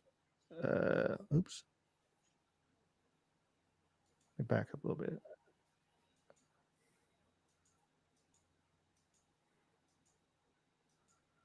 And Marcella Sengorin made the same discoveries, but worse with respect to metals, heavy metals, and undeclared components. 55 undeclared components, some of which are deadly. In Germany, and England, and Korea, and even Australia, same investigation, same results, same finding. Remember that in August 2021 in Japan, the Ministry of Health withdrew all batches of Moderna company vaccines due to discovery of contamination. But what contamination are we talking about? Today, all these researchers are formal. It's not a contamination, but a true crime against humanity. Let me pause this before I can read this damn word. Machiavellian crime organization and planned for a long time. What you see on this poster are the best images we currently have in our position. These photos represent nanoparticles arranged in self-assembled nano networks. They are all present in all anti-COVID-19 vaccines,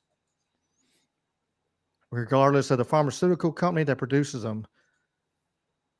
Sinopharm, Sinovac, Turcovac, it doesn't matter.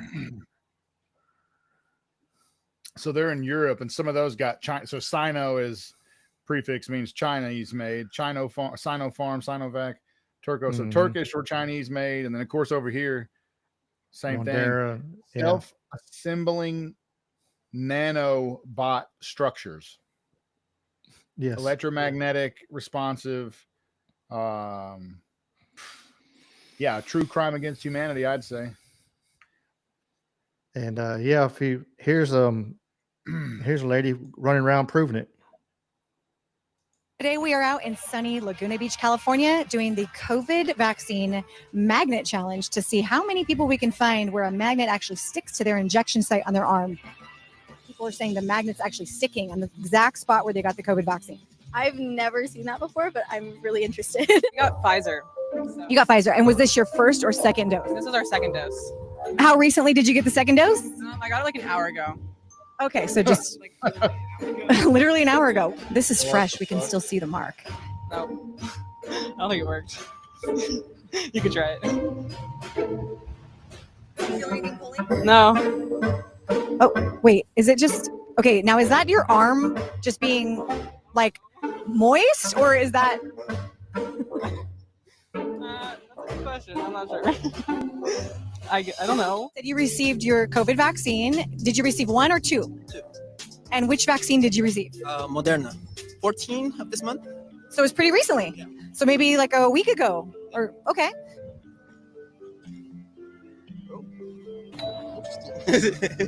Scary. Oh. I don't know. It's weird. I don't know. It does stick. Okay, so how do you feel about this? I'm honestly scared. Moderna or Pfizer? I got Pfizer. I got Moderna. Stick it right there. Oh! Okay, it sticks. Oh, get straight. Confirmed. Right on the hole, the shot hole. How do you feel about that? I feel weird. I have a tracking device in my arm from the government, so take it out. I'm not gonna lie, I'm kind of scared. I only got it because I wanted to travel. I don't know. It could be a tracking device. And it sticks around. Oh my goodness. Don't blame. I did it too. True. Metallic in the arm.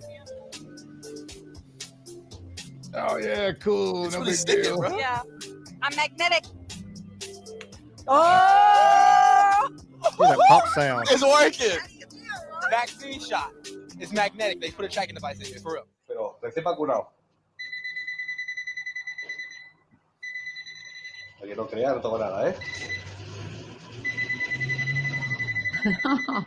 ¿Qué te han puesto? Y el que leo, estaba.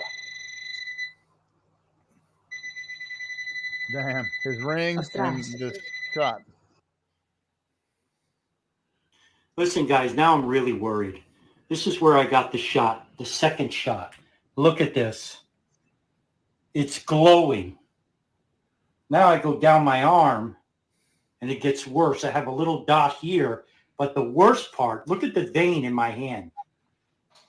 It glows. What the hell? That is sick. Why is this doing this? Can someone tell me? Look at that. Look at that. It's glowing. And that's exactly where I got the shot. And now my hand in my vein is glowing. Why the hell is this doing this? What the hell is in this? What is in this shit? Nearer to that dot. Oh, geez, look at that. I've had my vaccine, Rosie. What do you think? What's happening? Come on, shine it on my hand. Oh my God. What have they put in that vaccine? Do you think I should have had the vaccine? No. Вот для особо одаренных, вот просто вот магнит, вот теперь побольше, блин. И... Вон, смотрите, как кожа нахуй оттягивается. А то двойной скотч, говорит, там двойная лента. Под мышкой, говорит. I just thought about that. What's that? What is it? You can't have all your piercings on. You get like a CAT scan or a, what was it, MRI? Yeah, what if you go? Yeah, it'll rip that motherfucker out of you. Just like that's what I was thinking about. Just like that magnet is trying to do. Wow. Магнит. I mean, it's going to be so small. Под мышкой магнит, говорит, есть. Просто. Like popping a metallic pimple. Это вот магнитом магнитится. That's freaky. I only watched the first part of this video. I just kind of like, well, this is going in here.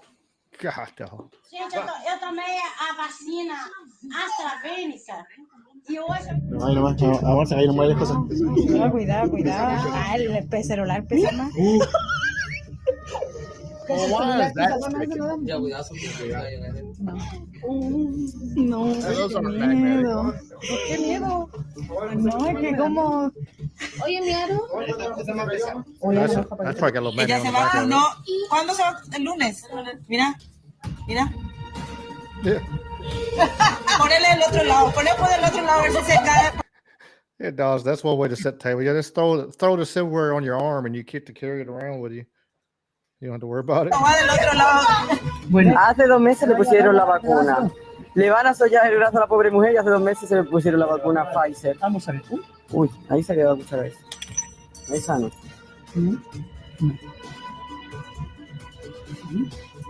Tiene sobre todo la zona alta del brazo imantado.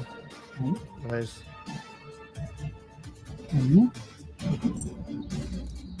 That thing grabbed it.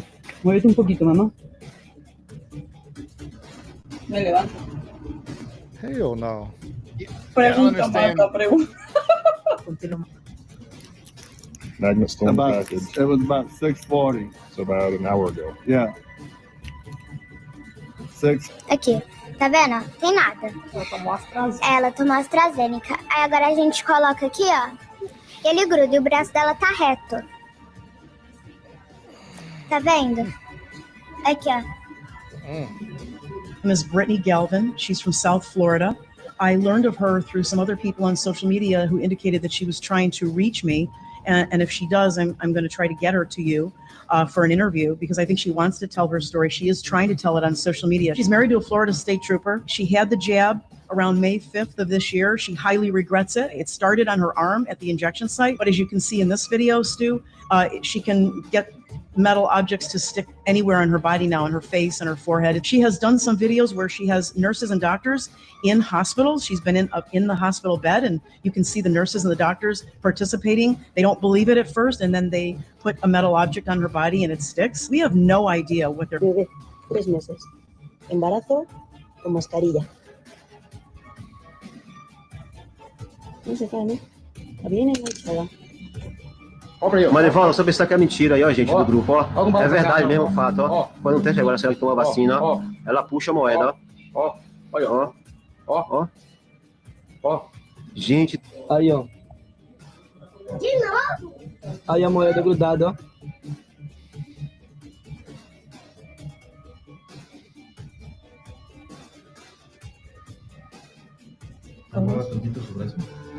¿Cuándo dice que se puso la vacuna? Hace 2 Wild meses. stuff. Así Absolutely es. crazy. El 8, sí. That's where I got the shot. And here's the magnet on the arm. I didn't get the shot. You go figure it out. We're tricked. We're all fucked.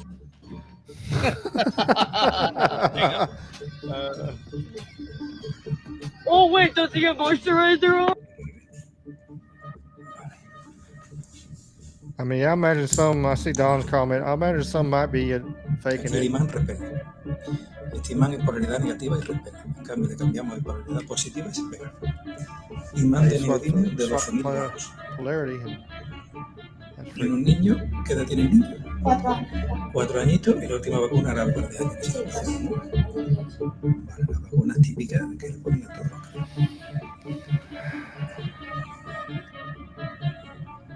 I don't know. Maybe the conspiracy theories are right. Maybe it is a damn tracker or some kind of shit. I mean, we got trackers.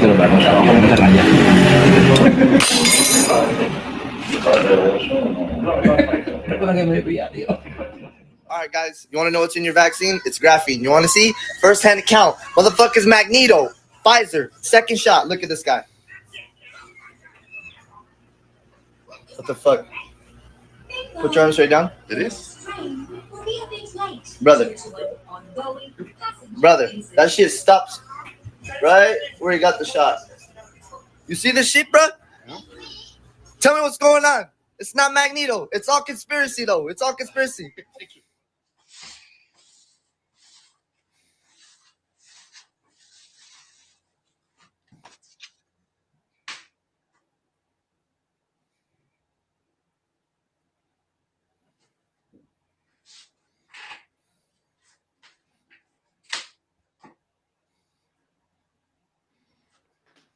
First, we got to worry about 5G frying us, and now we got magnetic shit in us. Well, some people do.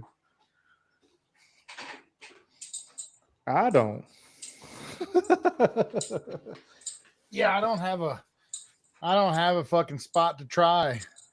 Yeah, On me. I know a few people. I might have to curiosity. Dos dosis. I won't Dos say dosis nobody's names, but I know a de few Moderna. people I might be able to try out.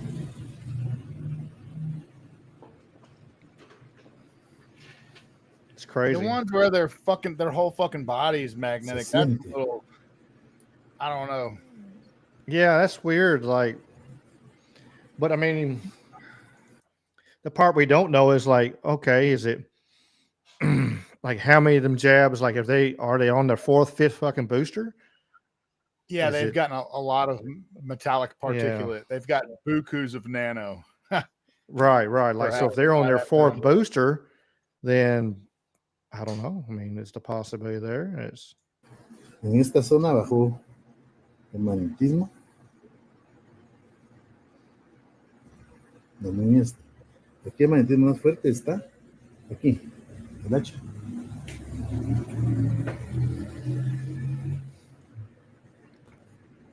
crazy.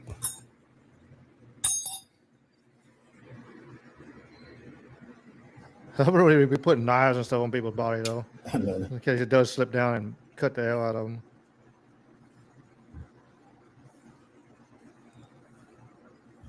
Ain't gonna cut her boob off.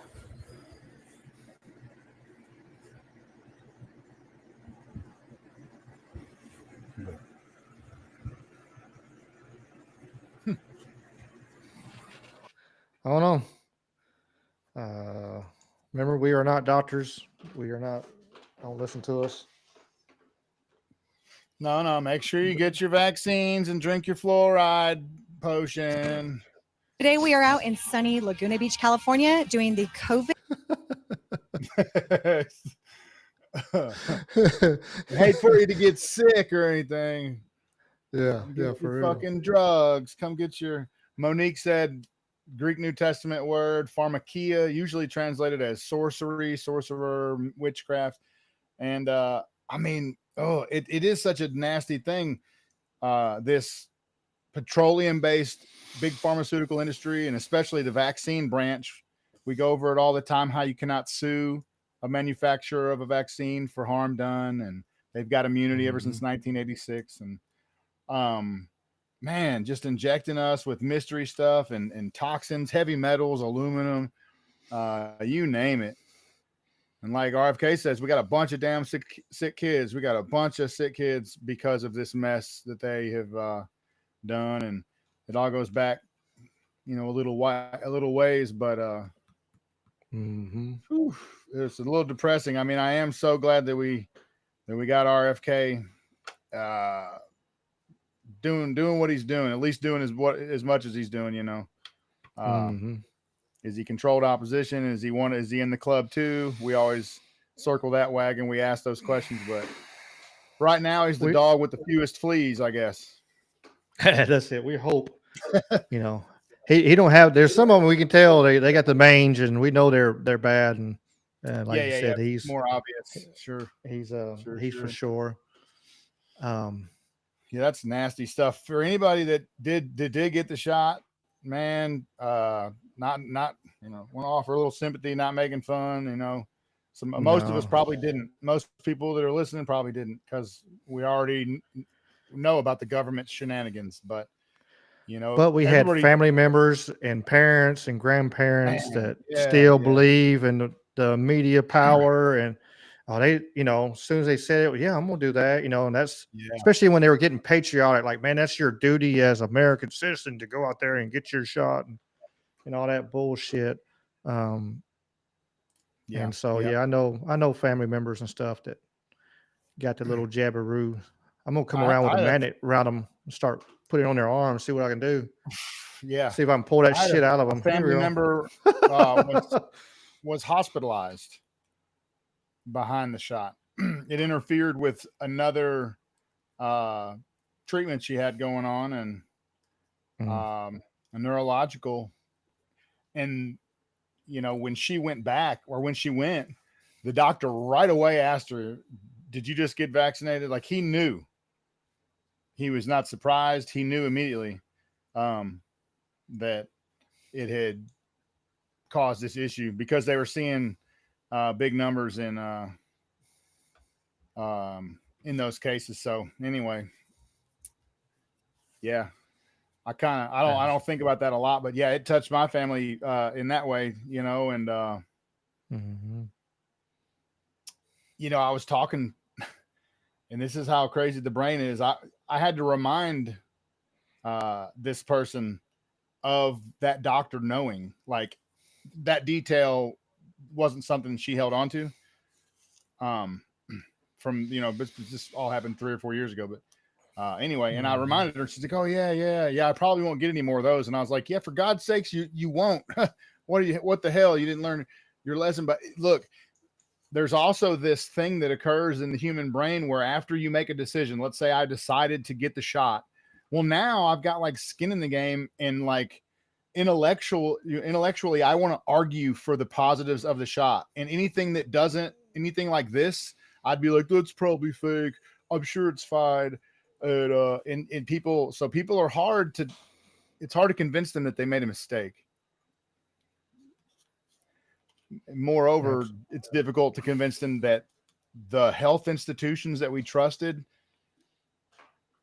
when you take a big step back, they made a virus in a lab and then unleashed it, and then treated everybody with a toxic medicine with graphene oxide nanoparticles and who knows what else in it. Like this is a fucking bio attack. This was a huge violation of the Nuremberg. This was biological warfare. It was a crime against humanity.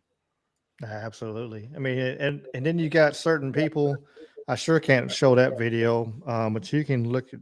It's hard to find, but it's talking about using certain things to bring numbers of people to a certain point. I'm trying to make sure I say it right where we won't get fucking dinged. But certain people that we don't like to say his name, old Unc, I'll say it that way, old Unc. He he's wanted to use certain things, and that was one of them that he wanted to use, and and plus other measures to bring numbers to a more manageable level. And so, is that what it is? That sounds bad. Are you saying that if you play, you're saying that video, they hate that video, don't they? Oh yeah, it's hard to find that thing. It's difficult to find that video. I seen somebody else posted the other day. It popped up. I think it popped up on Facebook. It was I was amazed. But I think yeah, I've got it it's hard to see it on my YouTube. But yeah. He's talking about three different numbers that need to come down, and the first one is population. Yeah. Yeah, the hell was CO2 numbers, but that's right. Yeah. Yeek. But So before we get our ass dinged and kicked off YouTube, yeah. If this channel goes down, I do have a Talking with Conspiracy just channel that's got like no subscribers to, but it's a backup channel just in case. So, yeah. Oopsies. But let's talk about other cool stuff here. Let's shift a gear. That's enough gloom and doom for one moment, one day. Check this out, Dave. You've lifted weights and stuff over the years. This is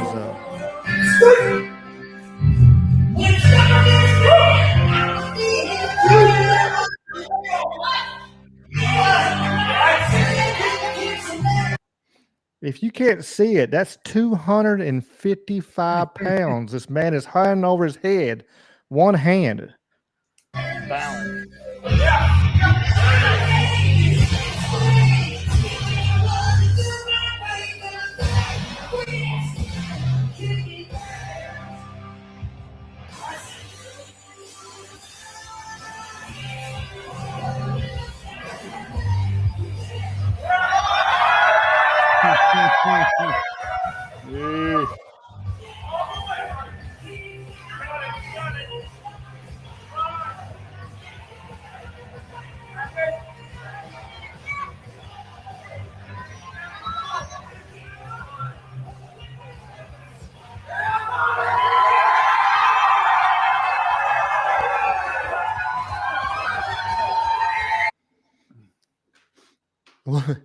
What made me think about that video? I wanted to share. I was like, man, he might be able to do that. Like jiu-jitsu's fake and just stand up. If he can. Yeah, that guy does see red.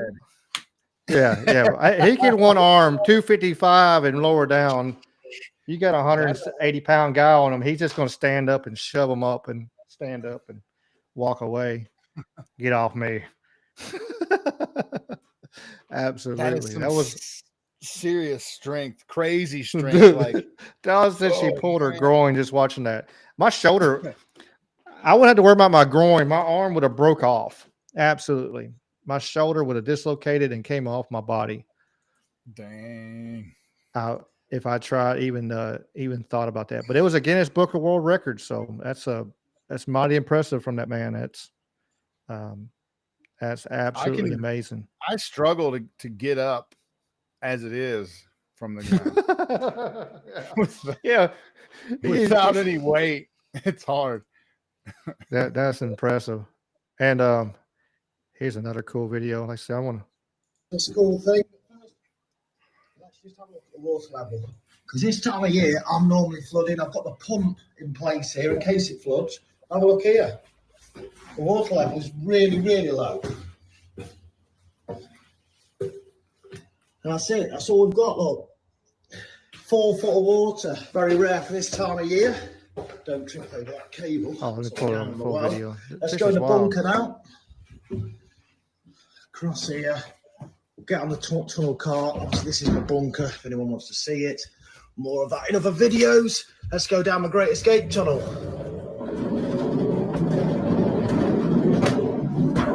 Into the new bunker.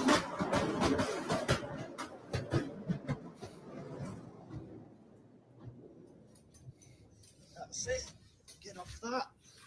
Stop tunnel cart. Oh, where's that going? Right, you stay there. Have a look in here. So, my WC look. I've got a toilet in my new bunker. How good's this? Just imagine how peaceful this will be. I can sneak away from the house in the morning, down here. How relaxing was all the men will understand this. This is like your sacred time. Anyway, follow for more. See you later. Thank you. Bye bye. That's That looks sick cool, little, though. sick little bunker he's got. Yeah, absolutely.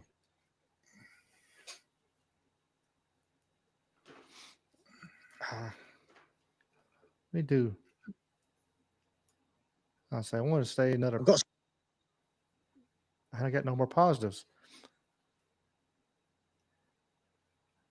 Yeah, this is messed up here. I wanted to show this because this is messed up. If you shop at Costco, you need to watch this video. We bought lamb today at Costco. I'm gonna send this shit to my mom because they shop at Costco. Like, I forgot to send it to her. I'm glad I thought about it. Oh, these lamb racks.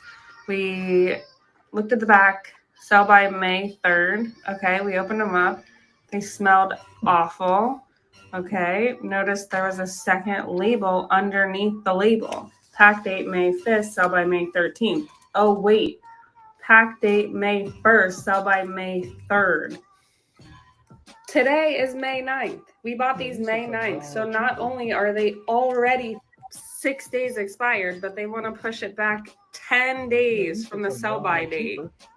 10 days. It was packed on May 1st. They're trying to push it back to May 13th.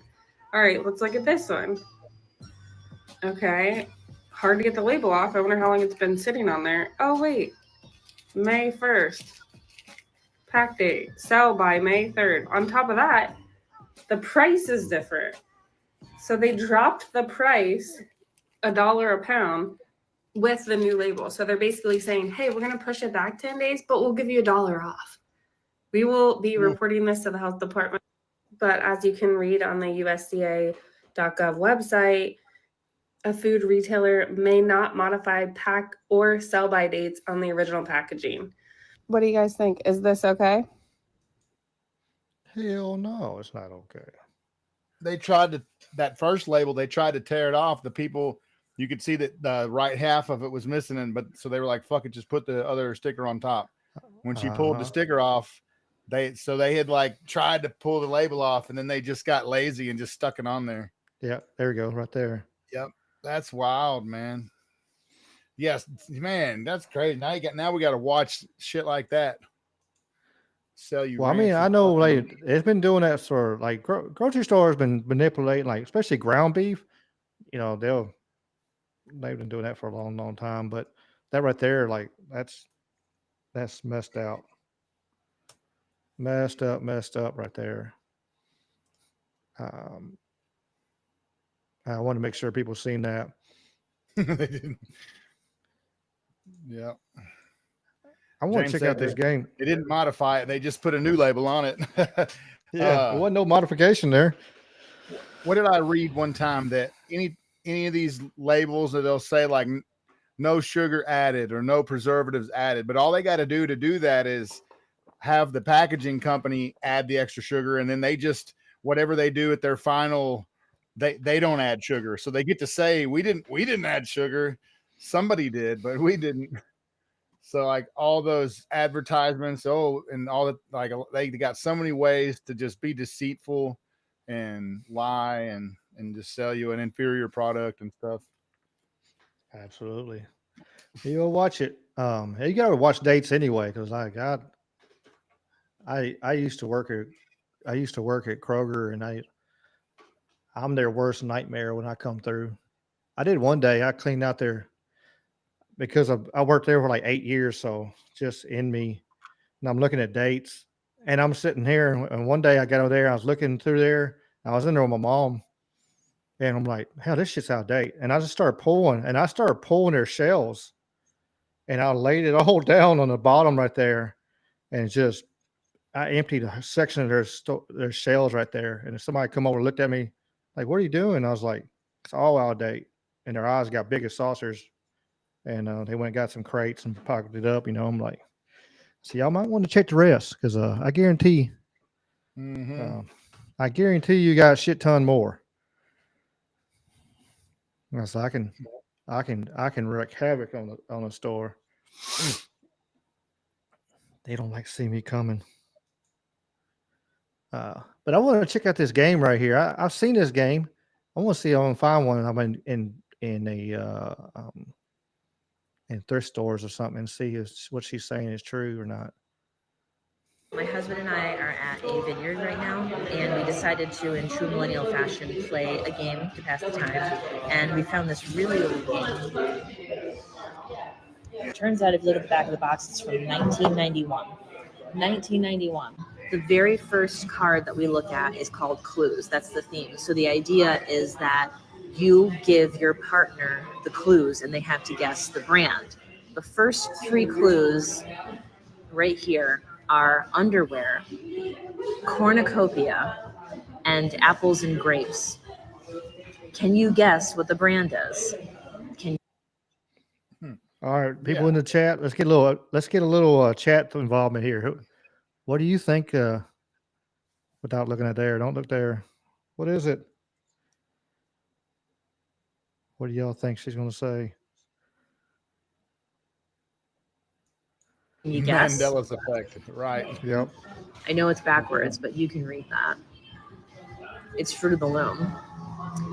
This is from 1991. That proves that there was always a cornucopia in the Fruit of the Loom logo as far back as 1991. There was always a cornucopia.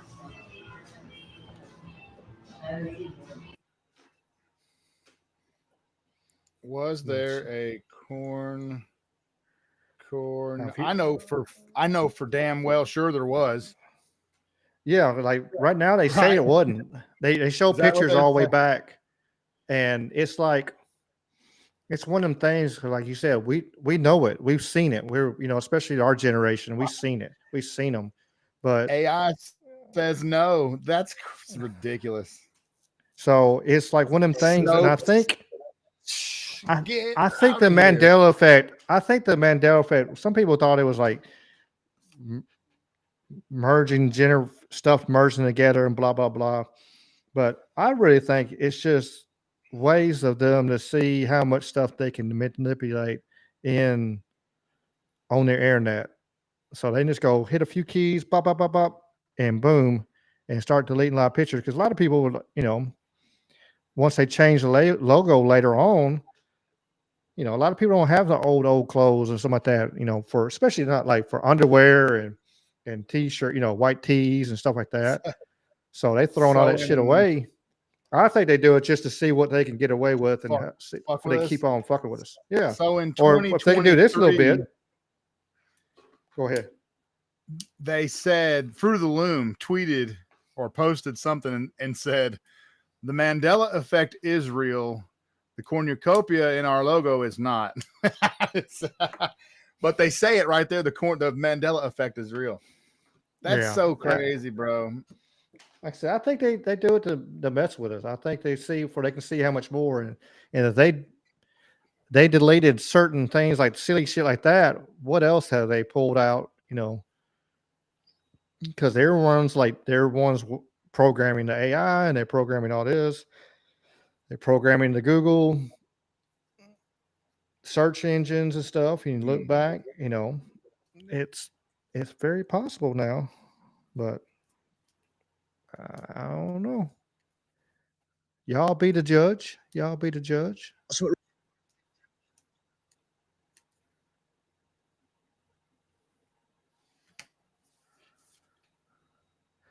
Oh yeah, I've seen this right here. The Annabelle doll is going on. My daughter sent me this. Shout out Monkey, who's probably listening, lurking in the background.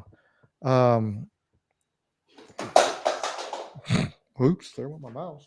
The Annabelle doll is going around on tours. Like they took it to this old prison. Now it's down in New Orleans. It's crazy. Like, there's no way. Oop, I lost my battery. I lost my mouse.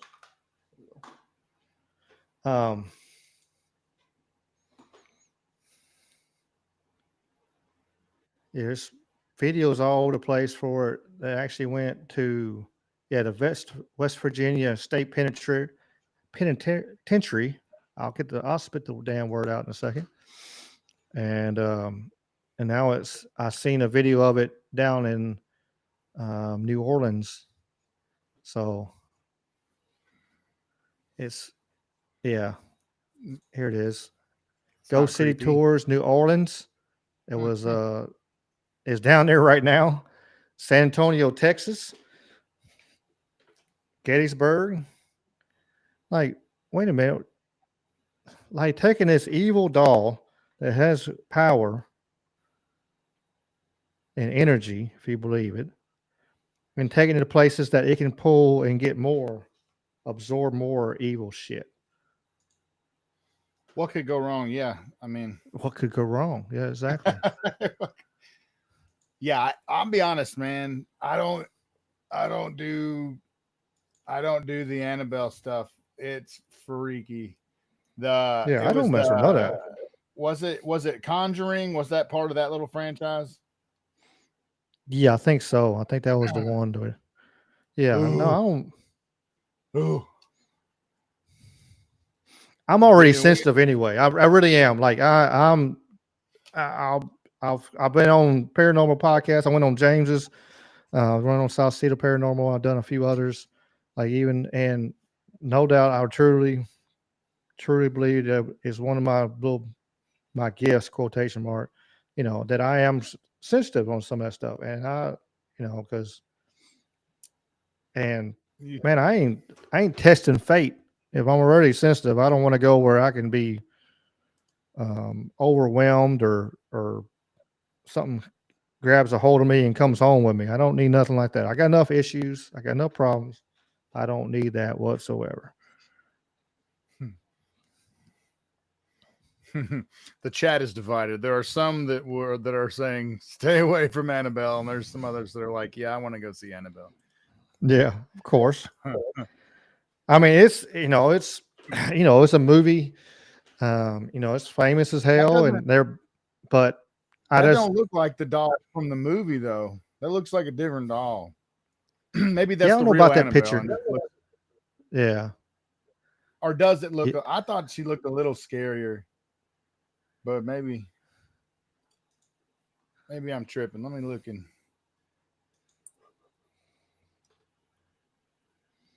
You look at pictures of her. I don't even know why I'm typing this. Yeah, she looks different in the movie. Oh yeah, way scarier in the movie. Oh yeah. The movie is going to be a little different. They're going to turn it up by 10. Where the fuck it is, but like Dawn said, they took creative licenses, but the actual Annabelle doll is just like a Raggedy Ann doll. I mean, it's a basic. Yeah. But it's powers. Evil as a motherfucker. Yeah. Gross. Fucking ginger. Well, I think Annabelle was the one. Like it was. Where was it? I think where it was at. Like people would, if you talk shit to it, something happened to you. Like you had to respect it. You had to say, hello and introduce yourself, and you had to say goodbye and like be very nice when you left. If you didn't close and say goodbye and didn't close that connection, bad shit happened to you. If you were mean and talk like, fuck you, you're not gonna do shit to me, you little bastard, or whatever. Fucking, you had a car wreck down the road or something like that. Like shit happened like quick within days of it, within hours. A lot of times, within hours, you leaving and talking shit to the doll is like. So I'm like, no. Just on the per chance of it actually being real, I'd rather not. Look, I'm pro-life, pro-human. I want everybody to live and have a long life, but there's people out there that are looking for ways to end their life, but they can't find like a cool way to do it. I say, let them go talk shit to the Annabelle doll, and then like have a mystery death, like a Final Destination type thing. Yeah, James is remembering the story I was talking about. The boyfriend and girlfriend went and saw it. The boyfriend mocked it and had a motorcycle crash and died. The girlfriend survived since she was nice to it. Yeah. Hard pass. Yeah. Yeah, I'm good. Yeah, it's a hard pass on that. Funny. Yeah, I'm good on any of that. I ain't going to Zach Baggins museum either. I know some people. What is I think it? Matt's out. Zach Baggins, Ghost Adventures show. Oh no! So he's Yeah, got a museum. Yeah, of he's got bad his own trips? museum. Like, he collects all kinds of paranormal crazy shit and like puts it all. He's got it all in one place. I think Matt's Owl, Temple of the Owl, there in this YouTube chat. If I remember correctly, he went there. Tell me if I'm wrong, Matt, or not. And actually, got to walk around it and saw it. But yeah, I ain't effing with that either.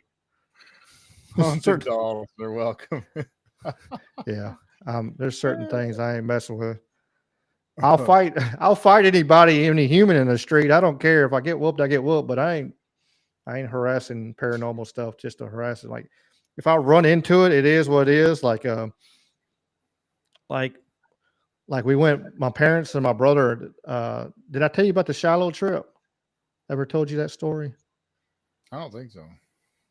Me and my parents, like last year, like mom was like, she made a comment. She's like, I want to go to Shiloh. I was like, okay, let's go.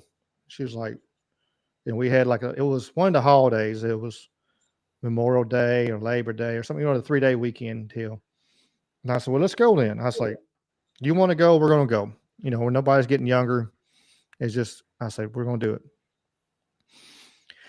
And so we go down there, and they actually, because it's the holiday, they actually had like cannon fire and stuff going on. And so we start riding along.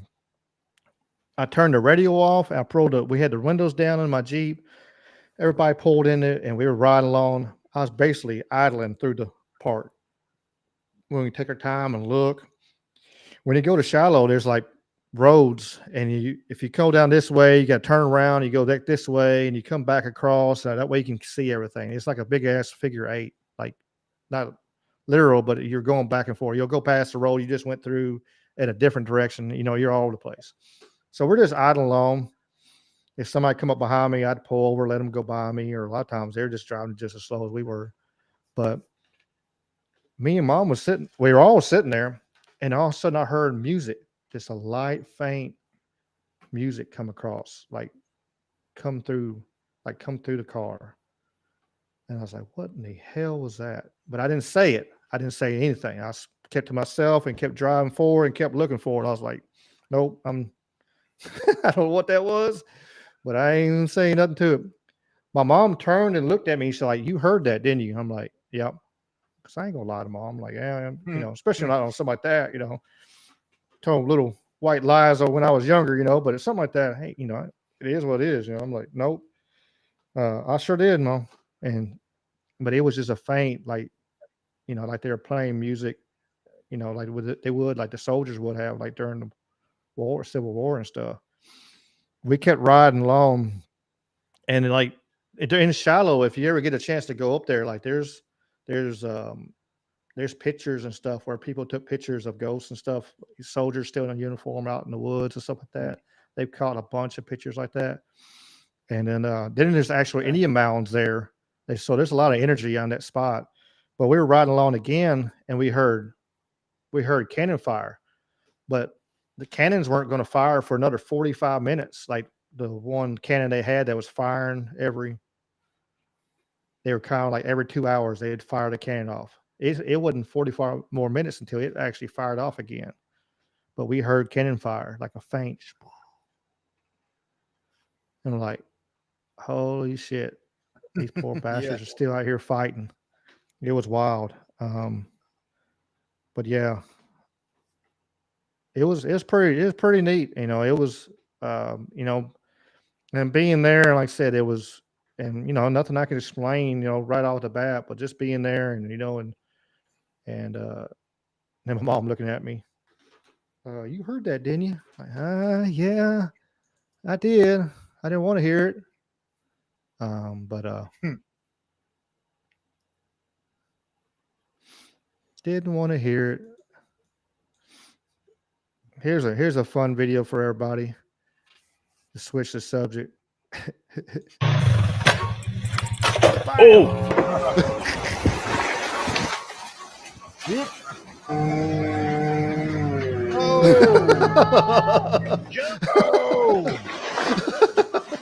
Shit. It's just getting worse. It is. It does. Oh. Yeah, it does get worse.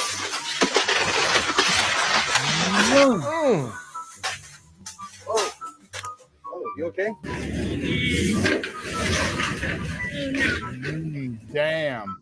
That bonked him on the They head. hit his harness on him.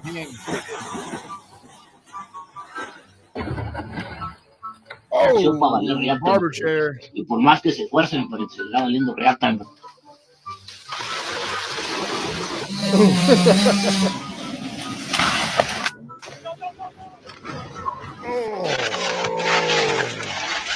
Barber chair again.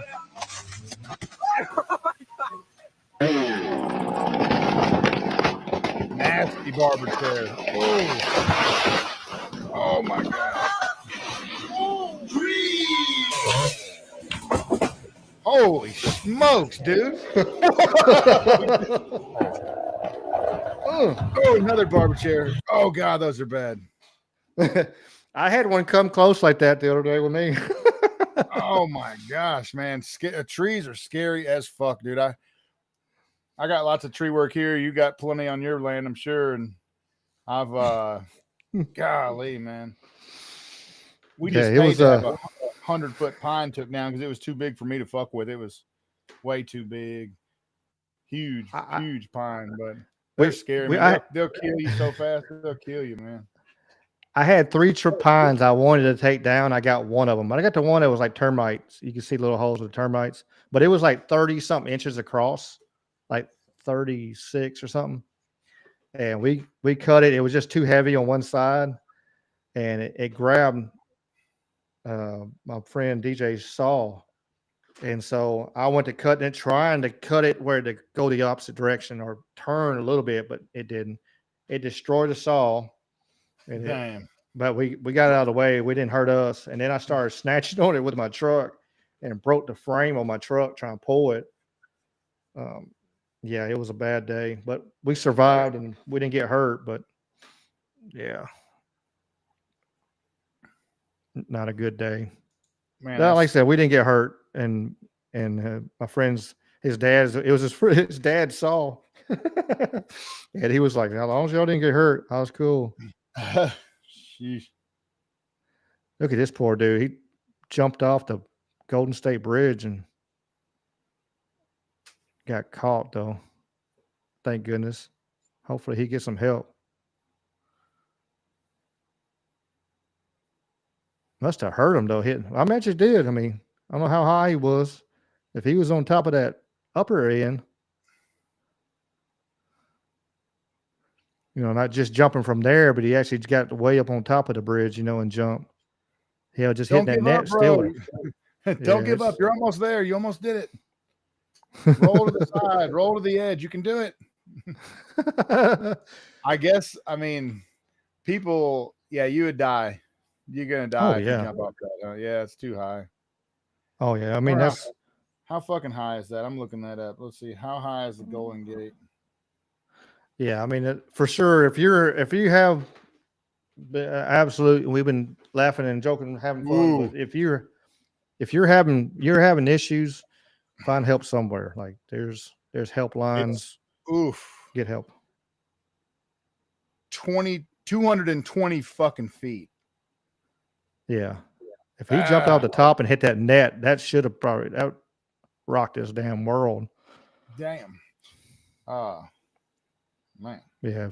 If you need help, please get help. It ain't worth it. I've lost too many of my friends. I told this story the other while back. I was telling some friends about it. I don't know if I told it on here. I think I have. I don't know. I've been going on other podcasts. I've been talked on. I done on Discord on Trouble Minds and James's and talk. Afterwards. But I think that's when I talked about it. But I had a friend of mine commit suicide, and at the time she did it, I actually messaged her to check on her. I was like, I had that gut, that feeling like, hey, I need to reach out, and say what's going on. And then I didn't find out like 6 months later until somebody was talking about like, I didn't see her post nothing or like that. I didn't see nothing. I was like, well, you get busy. You don't see people's posts on Facebook and stuff like that. But then I seen somebody post something on her wall. It happened to come in my feed, and I'm like, talking about, I miss you, blah blah blah, and I looked on it. I'm like, what the hell? I started messaging like, what's going on here? And one of her friends messaged me and was like, and told me the day she passed away and everything, and the time. And I looked at her message, and I looked at it, and I sent a screenshot to her, and I was like, I messaged her at that time when she did it. I knew something was wrong. It was like, if I'd messaged just a little sooner, maybe, a lot of what it is. But so yeah, if you need help, please get help. It's not, there's people that love you, and there's people that'll miss you for sure. So please get help.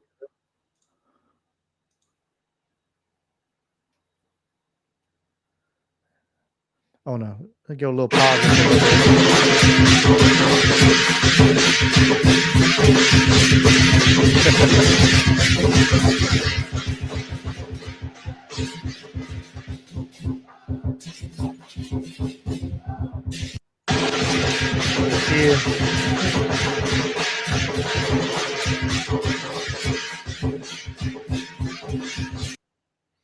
That's pretty cool how all the other ones came up to her.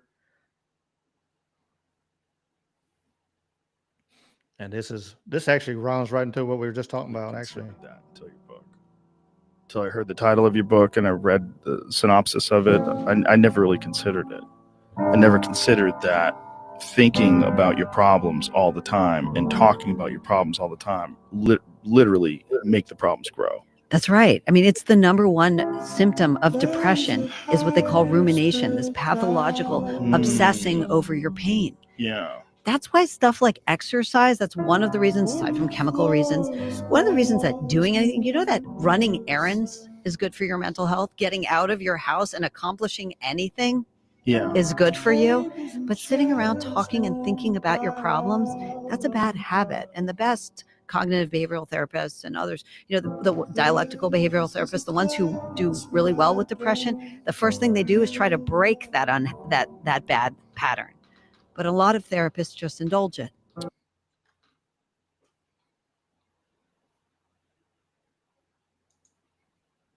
I know we talked about that before. If you can get out, if you got health issues where you can't get out, but if you can,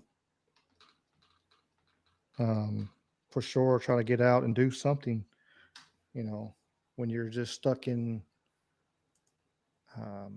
your house and you can't go out or you can't do anything, it does. I mean, I know me personally, I've battled that before, man. We just kind of stuck, or I know when I was working nights for a little while, hell, all I was doing was sleeping, come home, go to work. That was it. And I wouldn't, it's like, man, you start getting in your head, and thinking crazy shit. And it's like, no good. Absolutely no good.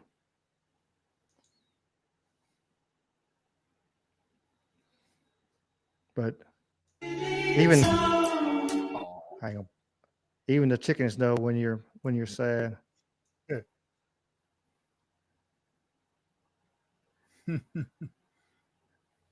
It's amazing how animals can do that, though. Like, animals can sense, like, when you're sad, you're down, especially if you got a close connection with them, they'll come up to you and love on you and try to make you feel better. Well, what are they saying? We don't deserve animals. Check this out. What would you do if you looked at the door? I ain't gonna play the music because I'll be banned in Germany or something again.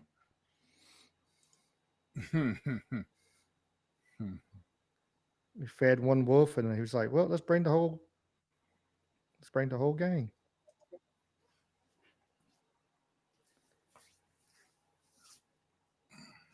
I know one thing: somebody not breaking that damn house. That's for sure. Because it'd be the last thing. Be the last thing they ever do.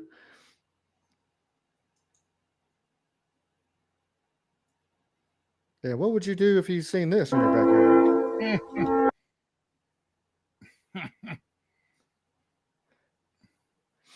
Your little pond, little frog pond, and look out and damn bear.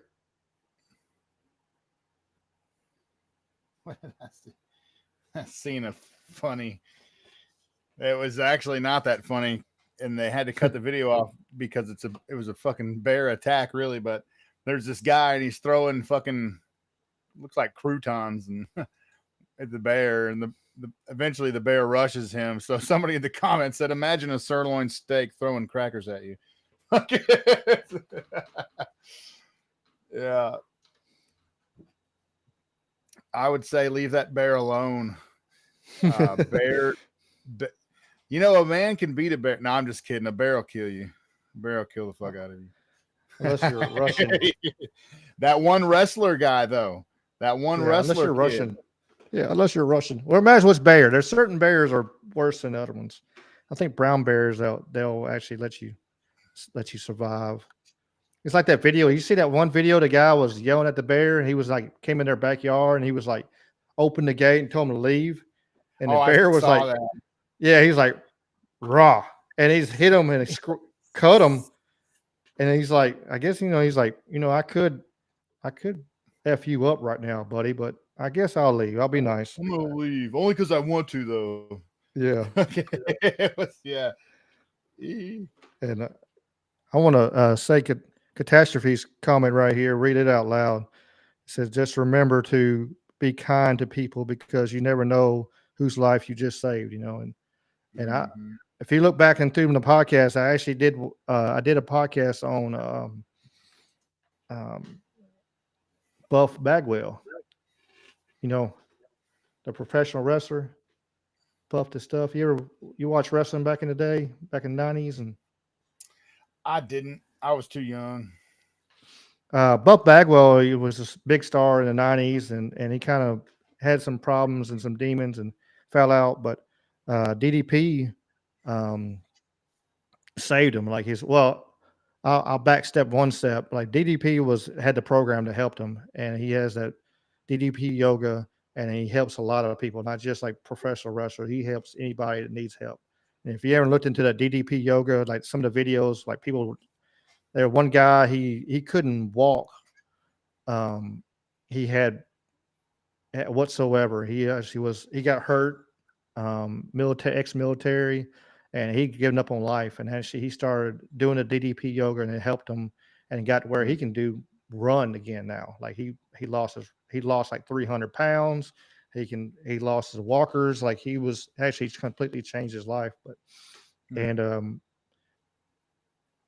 Buff was in sad states, and the reason what I commented on my video, if you look back on it, was like, it don't matter. You never know what one person you can do, and one person believes in you. And his aunt, and that's Nat, his niece never gave up on him. Like she never gave up on him, and she stood by him, and he had. His leg was hurt. He actually had an open wound on his leg for 3 years straight. He just kept doctoring it, but it would never heal. Ew. And he got cleaned up, and he went to DDP, and he's kind of hard. And he got cleaned up, and then he reached out to one of his friends, who actually my brain he used to be a tag team partner with him. And he reached out to him. And my brain will click in a second. I'll think of his name. I can see his face. And he said he was on the end. Like he was ready. He's ready to pull the trigger. Like he was done. And Buff actually, he was like, I can't. He told him, he said, come out here. You can get help. He was like, man, I can't even get out there. I ain't got tires on my car. Like I can't even drive. Like my tires are bad. I will never make it that far, blah, blah, blah. So Buff actually paid for tires for his car so he could actually come out there. And and then through the program and through DDP, he actually he got some new teeth and all kinds of stuff. And he completely changed his life. Like he got you see pictures and stuff. He got in great shape, and I got to go meet him and talk to him right after I seen them documentaries. And they came to Memphis Wrestling, and I talked to him, and I told him, man, I'm thinking on his damn name. It's on the tip of my tongue. But I told him, I was like, you know that I told him, I said, you're inspirational, what you did. And he just it was a moment. It was kind of cool. Like a little moment, like there's a bunch of people in the room, but it was just like me and him for just a second. Cause the glow, he just glowed at that moment. And he bowed his head and he put his hands, and thanked me for that comment. Cause I was like, I really want to remind him, he lived through some shit. Like he shouldn't have come through, and because Buff's aunt believed in him and didn't give up, and then helped Buff get with DDP, and he got clean, and then he turned around at Scotty Riggs and got Scotty Riggs clean. And because of one person she actually saved through truly helping her uncle, she saved two people's lives just believing in one. So it's one of them things you never know. You never know what how you're touching somebody, or how that moment that they're at their lowest, they might need that positive. Or if you give them that negative and just push them over the edge, I mean, you won't know it because you really don't know them, but it really will happen. It could. If you could push somebody, they're right on that teeter totter. And so, like Catastrophe said, try to be nice to everybody you can, because you never know. You never know what they're going through at that moment.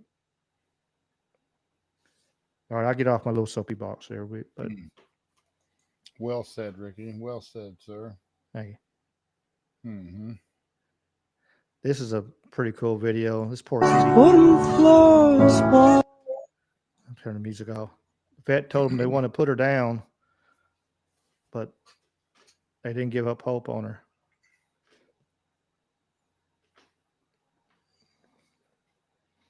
And actually got her to slowly recover.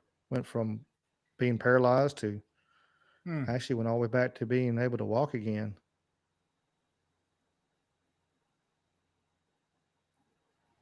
Oh, look at her. Poor little calico. I love calicos too, so. Look at her go. Look at her going. Yeah. Look at that. All the way back, and they wanted her to put her down. It's like my kitty Shadow, they wanted her to take her. She got stabbed in the eye when she was a baby, and one of her litter mates, and he said, well, we need to take that eye. I was like, if there's any chance of her to heal, I was like, I ain't taking her eye. I was like, I ain't doing it. Mm-hmm. And it kind of looks like she got like a cataract or what there. So I'm not sure how much vision she truly has, but she gets around, runs around good. But if you catch the light just right, you can see that little, looks like, it kind of looks like a cataract, but it's pretty cool. Mi è la moglie di Cappuccino Assassino. Ballerina. Now that cat's laid back. I want to be that relaxed and just. He's got a cool paint job on him. Heck yeah. He's just enjoying life. Enjoying life there. Here's my little plumber here. Wait a minute. What the heck is going on here?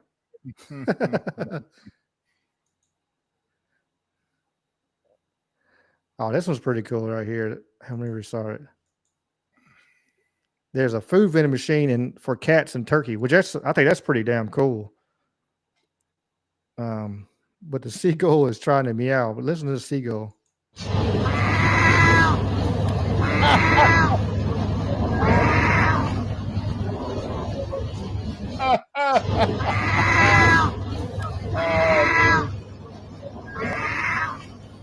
That's funny. I ain't never seen that day in my life, but yeah, that was. Yeah, animals are smart, like way smarter. Yeah, his Damn, dog look right at here. Buddy. Look at Buddy go. Yeah, he's like, Crazy. all right, get your That's butt out here. funny. There we go. Get on, get on, get on. He's so smart. Wow. And he come back around like, all right, you get your butt back to work. It's amazing. Like animals so smart. Again, like that's living the life right there. Just what you want? Enjoying the sun.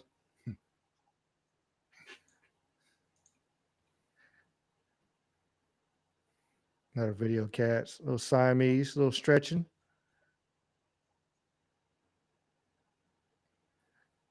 Little relaxing weekend.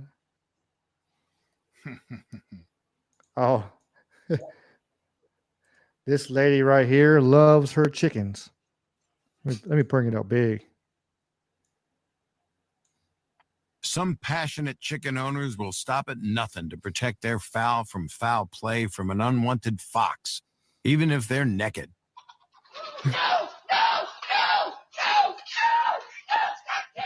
Huh?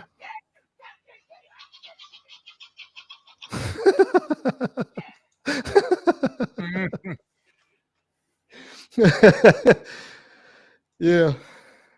She didn't care. She didn't have no clothes on, nothing. She was going to stop that fox and get her chicken. Here's another one that's pretty cool.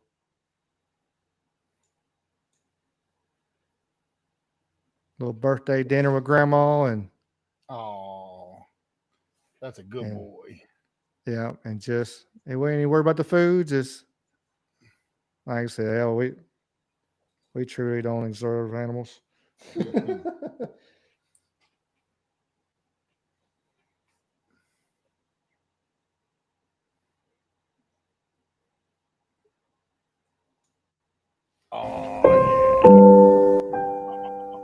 Oh yeah. I like Yeah. that kitty. Loving on him. Can I lay like, here? come on, right Is here, this right okay here. with you? Right here. Yeah, there you go. Oh yeah. How about that? This is pretty. Like I said, we were talking about earlier. The son goes like, they're so smart. His brother can't walk, and he's gonna bring. Oh yeah.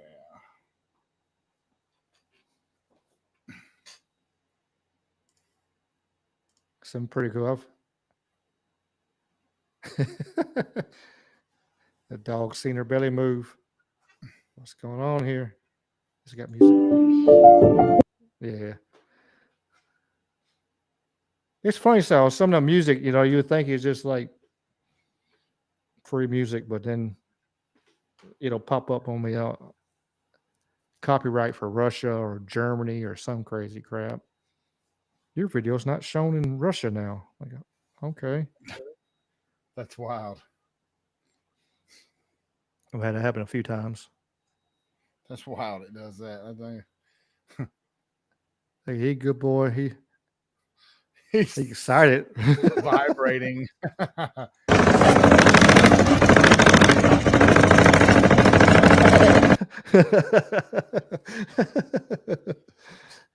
He is excited for whatever's there. Oh yeah, this is. Have you seen this video? Nuh-uh. I'll span this one.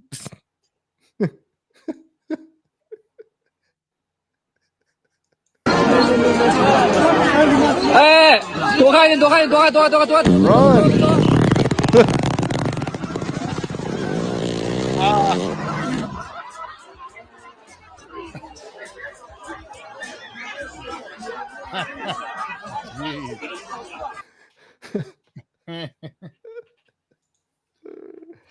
A little hippo, wasn't it?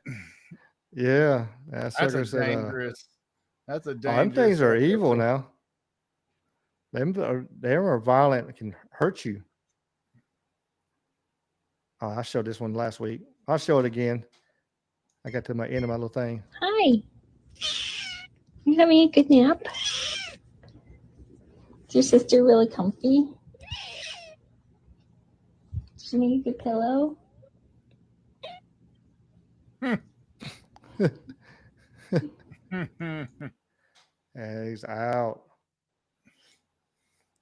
Cute little devil. Oh, Heck there's yeah. my boy. There's my boy. Oh, look who he heard the fucking cats in here. Like, where did you have? Where are they? What is Yeah. going on in there? Oh, yeah. What the hell? Go on. Mopar. Mopar had to make his appearance. For sure. For sure. See, I shown the tag. Around.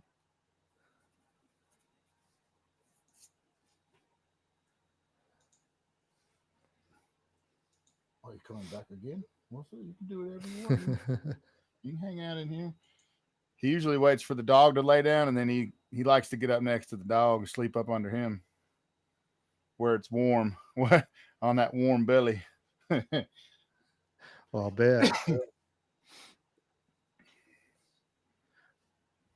I was watching a little bit on this. To switch it. I got all the videos I was sitting there showing. But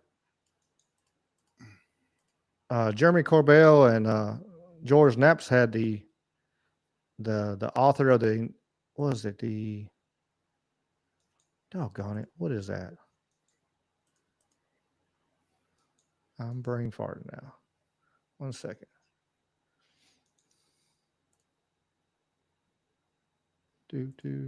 Oh, I got a new subscriber. Yay. New subscriber.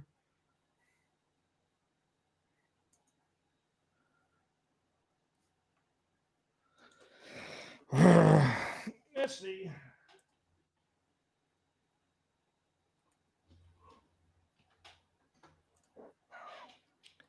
The Immaculate Constellation. There we go. Doggone it. But they've had them on there. He's like, there's a 3 parts they've been showing on Weaponized. And I'm going to show a clip from it. Kind of interesting little.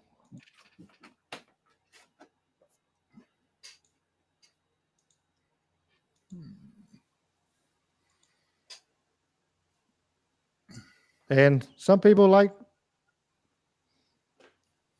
Corbell. Some say he's a grifter. What's his name? Sound like Jeremy Corbell. Jeremy Corbell. Okay, I don't know if I'm really familiar with him. George Knapp is the one that did the interview with man,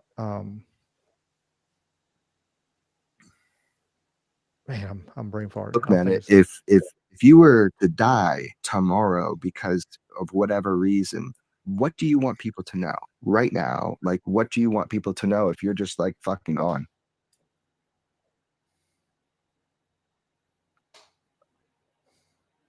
You are not free. And this reality has far more to it than you have been allowed to believe. And God is real. Look, man, if he thought about that before he said it. Damn. Yeah, he's they were talking about like he's kind of scared for his life and stuff like that. But yeah, that was pretty powerful little comment. My brain started working together. Yeah, George Knapp interviewed Bob Lazar back in the day. He was the one that brought him to light. Like originally he was just a regular reporter, and then he interviewed Bob Lazar as a mystery guest, and then he's the one that broke the light about Area 51 and all that kind of stuff. So so George Knapp's been in UFOs now for over 30 years. So Corbell is like an establishment UFO guy, real big, real popular, mainstream. Yeah. I got you. Yeah. He's a filmmaker. Here's a little, you can see it, a filmmaker, and does documentaries and stuff like that. Like I said, he does go up to the government and helps whistleblowers supposedly come to him and George and talk to, like I said, there's some people think he's a grifter and he's just there to make money and stuff like that. Some think he's awesome and he's the greatest thing to UFOs ever, Right. He's so big that he's divisive. Yeah. Well, yeah, that, and I'm not sure, if you're, there's some, is he controlled opulent? Is he controlled opposition? Right. Yeah. Sure. I get it. Yeah. It's still, I mean, me and Tex were talking about it. Like, even when you get that controlled op guy, you think that maybe he's controlled or they're leaning on him or whatever, influencing him. There's still like this 80-20 truth. If they're in the truth community, they can still be useful to you in your research. They may be misleading on some things or avoid topics altogether, but a broken clock's right a couple times a day even, but yeah, like Alex Jones, I wonder. I mean, I grew up on fucking Alex. I don't know. Do I trust him? I don't know that I trust him, man. I like his show. I like his content. A lot of times he is, right on point. So that's good enough for me. He was on point the other day talking about, and this bill died, but there was a bill that was going to criminalize and call it anti-Semitism for boycotting Israeli companies or whatever, and they were going to make that illegal. And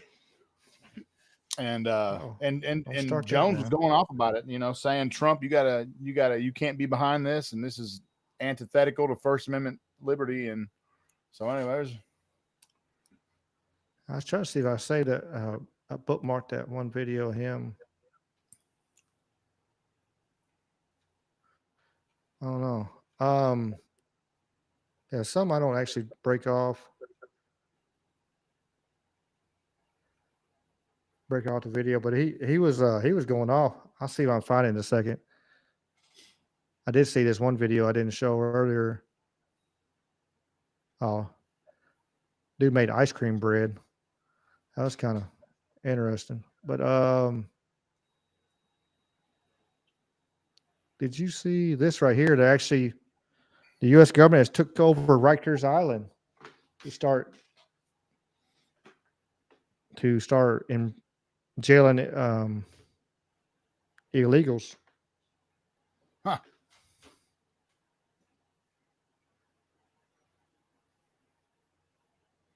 The whole let's see if I can find a better video. They actually had a video on it. Let's see if I can find it. Wrong keyboard.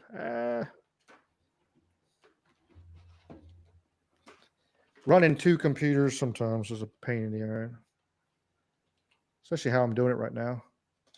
Over here. Especially how I'm doing it right now. It's kind of a pain in the butt sometimes.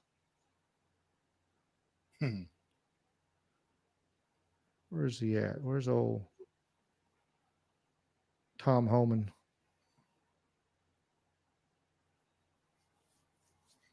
Here it is. Getting ICE officers back in Rikers is meaningful because we agree that, the worst of the worst, the firearms violations, the murders, the kidnappers, the rapists, will come to our attention, term release, we can grab them. But I've made it clear, I want everybody. If you're an illegal alien, you get booked in Rikers Island, I don't care if it's for shoplifting, I want them. So this is a start to deal with the worst of the worst in the beginning, but I made it clear that my plan on the whole of them. I want everybody. So we're going to work toward that. We agreed to some other things I'm not going to discuss on national TV because I don't want the city council to know what I'm doing. City council is fighting the mayor and everything. So let's surprise them on what we're coming to the table with and let them sue me. Bring it, because I'm done. I'm not running a popularity contest. I came to New York to get meaningful action.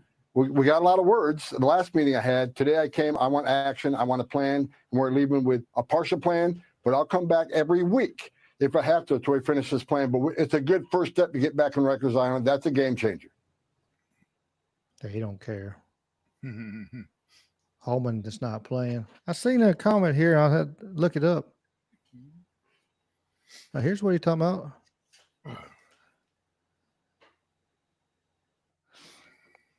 Let's see what you're talking about, James. Donald Trump treat rebuild and open Alcatraz. they would have to spend some money on Alcatraz because that sucker's so far behind. He wouldn't be able to.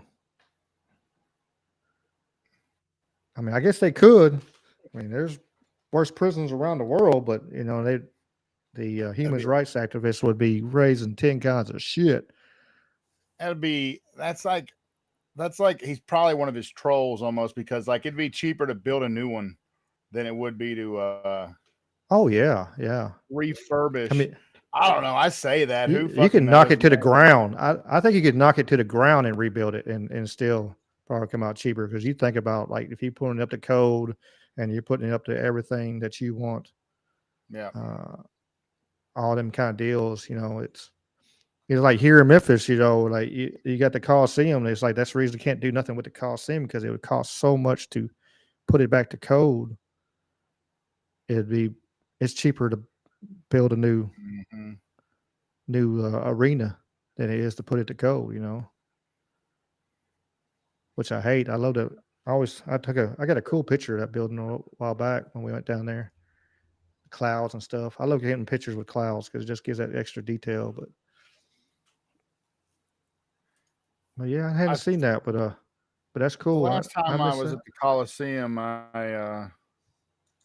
I fell down those stairs. You know, those steps are so narrow and so steep. Oh yeah, it's ridiculous. Oh man, I fucking rolled down about 40 or 50 of them, and then paused halfway and collected myself. God, I'd been drinking. I collected myself on like one of those platforms. I had stopped there, and I remember getting up and then falling the rest of the way down again, twice, 2 falls.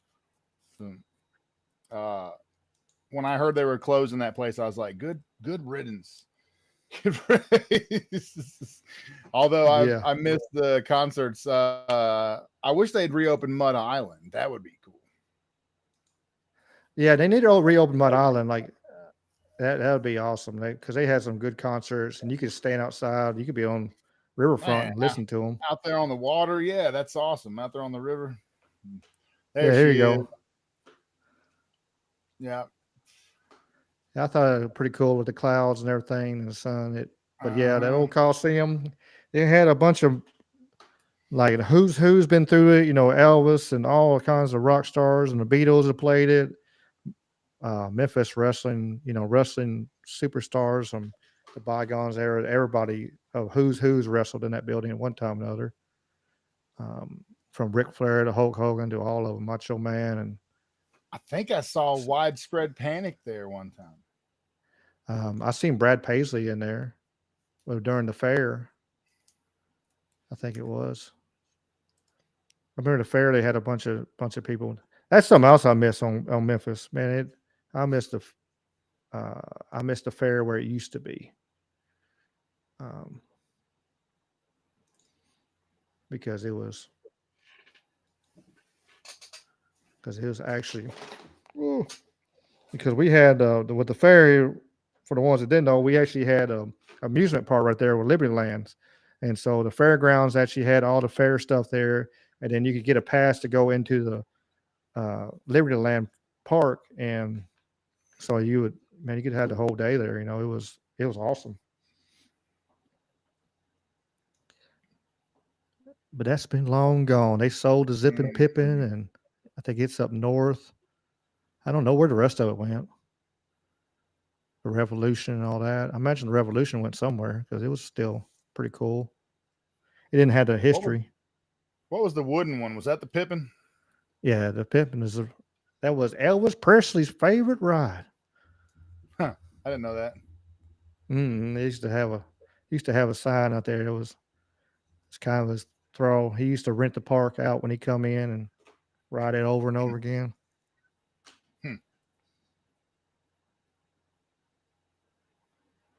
Oh hell! Yeah, cool. Catastrophe said that was the first roller coaster ride was the old Zippin'.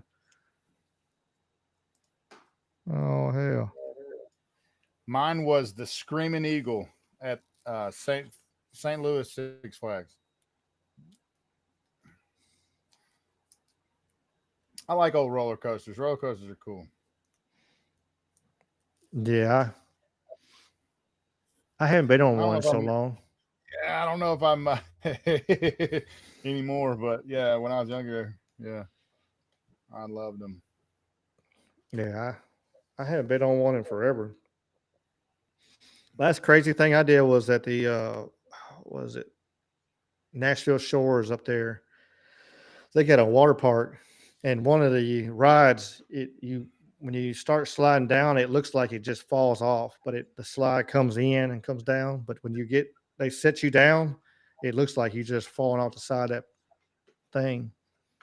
I remember I was the only one in my group that would do it, and I got on there, and it was uneasy. It was kind of scary looking because, like I said, it looked like he just fell off, and then he just boop. Shoo. Well, it was a fast. It didn't last long. Of course, you got to the bottom pretty damn fast because you're just damn near dropping. Fell off the side, and he dropped about 6 foot, and then hit the front of the ramp, and then go on. Let's see here.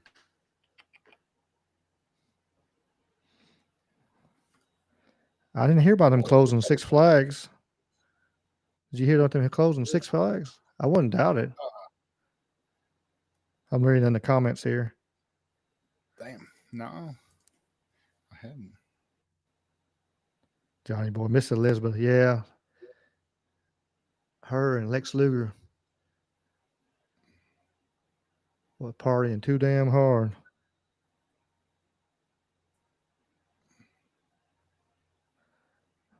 Damn, 1972, Wally.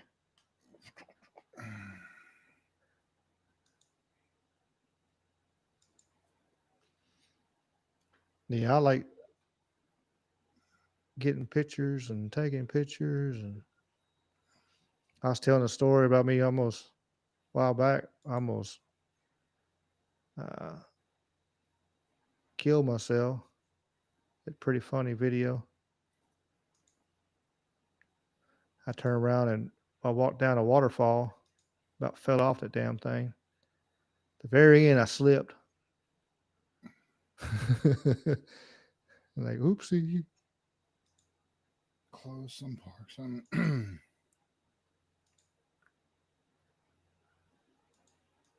I didn't know it had so many. It's got 42 parks. Oh, hey. And some of them are going to close. One in Maryland for sure. Maybe some others.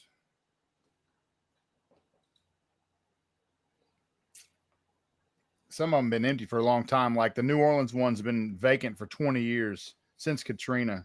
That's crazy. Huh.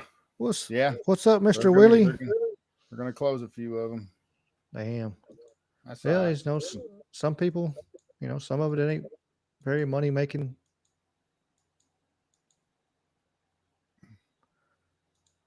Oh yeah, here's a good picture. I was just talking about that. I'll share this picture. Where's the share button? There it is. Yeah, almost fell off that. That would have been that first bump would have been a hard one if I had. Oof. You see to the left, it's dry. And so I came up to the left right there and I actually walked all the way to the back to where the stream started. And I was by myself and I started coming down there and I'll find the video. I'll send it to you. And I was walking along, doot. And then at the very end of it, because when I fell, I cut the video off. Man, bow. But I didn't slide off. I just fell right there at the very end. And then look at it going the other, just steep. It's pretty though. That's a different one there. That's another one. I tried to walk off. Well, I didn't mess with that one. Up on top of it, I had the platform. It was, let me see if I got the picture. Where's it at? Yeah. That right there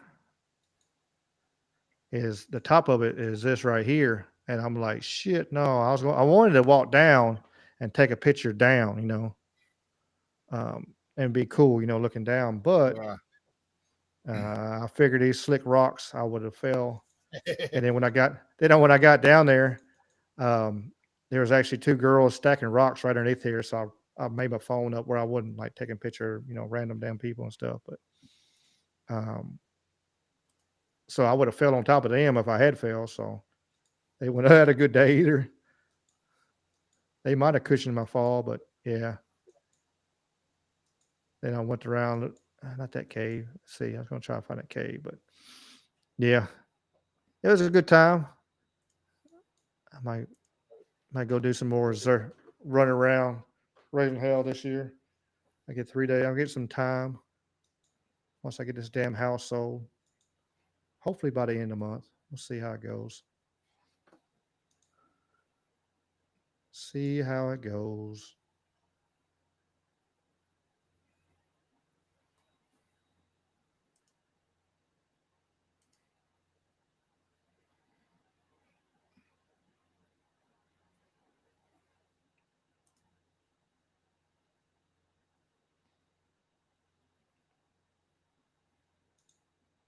Hey, we gotta share this picture real quick.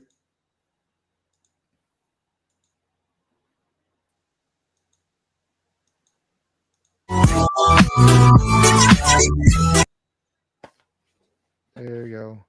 Yeah, look at that. I'm trying to pause it, and the music trying to come back up there. Yep. It's how we feel about everybody. We love you. We love you for sure.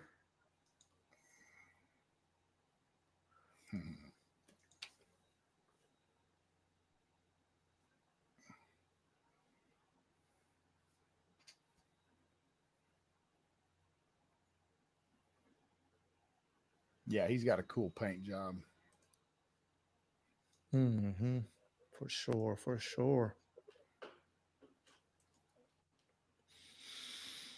Had to throw one more kitty video in there before we get done at the end of the day. Of course. Of course. But hell, we're about 3 hours in. Probably. Won't be bad to call it. Pretty good. Pretty good show. I guess you got any shout outs for us? Well, shout out to our boy Jamie and happy birthday to Whit. And congrats on the book. And I hear Jamie says there's going to be feet pics that you get if you get a pre-order.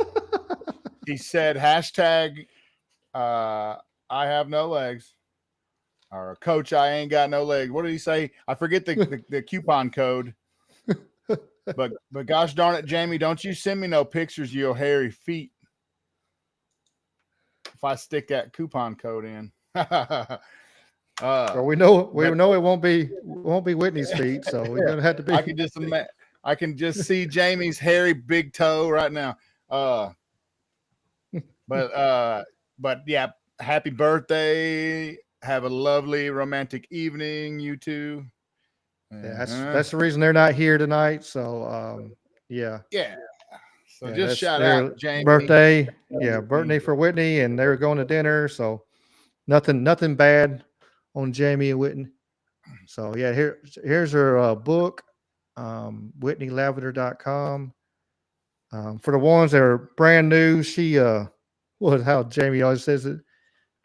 Coach, she ain't got no legs. She double amputee. I forgot what the disease, the thing the guy that caused her lose her legs. I forget what it is. I don't want to misquote it. Looking on here, maybe she says it on here, but really inspirational.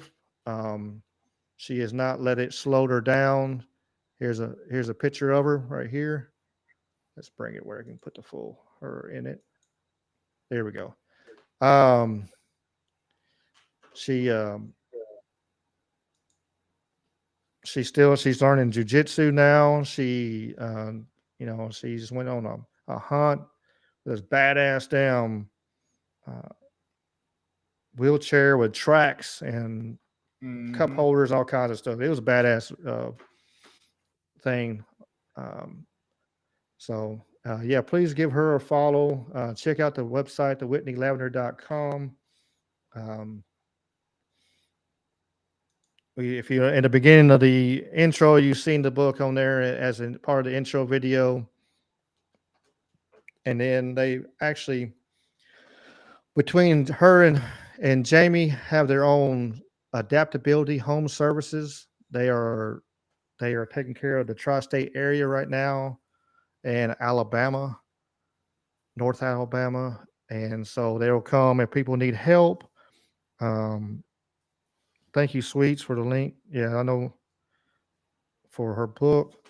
Like I said, check out her book for the kids. I know the paperback's out now. It's not very much right now. It's only a few dollars.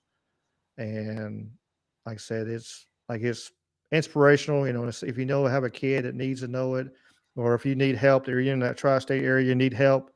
You know, you have a loved one just moved in, you need help getting the house set up. Or if you just had something happen to you and you need to be able to, you know, set your house up because you just had something happen, you know, and just life happens. And sometimes you need help. So you can actually call them and they got people and they'll help you get you where you need to be. And so you can live your life to your fullest, you know. So yeah, check them out. That's you always see in the video that if you've seen the intro video is at the very beginning. That's why it's on there. I think it's a good thing. Put down as one of the sponsors. It is not getting no kickbacks or nothing like that. I won't get any 10% or whatever. I don't want none of that. I just want them to keep doing things for helping people. That's the main thing. People trying to help children and try to help people that can't help themselves. I'm going to do my best to be able to help them, especially when they're good people like they are. So we'll go ahead and finish your I'm sorry, I jumped in the middle of your show. Well, no, that was really it. That was my main one was that I was going to tease Jamie about those feet pics he's going to send everybody. and then wish Whitney a happy birthday. You know, but that'll be about it. Next week we'll do some fight announcements, I guess. Or well, no. You need to do yours now, and then we'll do our other boy next week. But I'll I mean, we can shout. Yeah, you can go ahead and put him out there. I mean, he's all right. Well, we got a bigger one this weekend, which Ricky will tell you about, and you'll be able to watch it, stream it. But our boy Dylan Brigman is going to fight another Memphis local Memphis legend, man. AD Walls. He's a game opponent. These are two kids that have both had belts. They've both come up the hard way, fighting mixed martial arts in the greater Memphis area. I know Dylan has been to fucking North Dakota and stuff, but they're pros now. They're professional level fighters, and this is a big fight for. It's kind of like King Dingaling in Memphis at that weight class type of deal. It's gonna answer some questions. So big fight, and that's and Jamie's not here to give you all the details, but it's Attitude, right? Attitude MMA, correct. And it's about 2.5 weeks away. I can't remember the exact date. I think it's the 31st. 31st. Okay, so we'll cover that again next week, and maybe shoot some links on there too.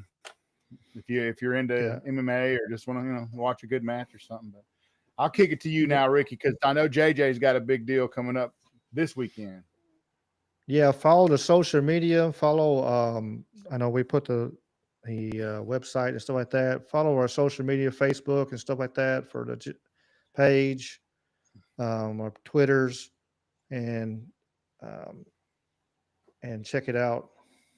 Ricky, what was it? I don't even know what my website is. It's in the link in the description. Get the Discord too if you want to join the Discord. We do have that now. We have, I guess I would. I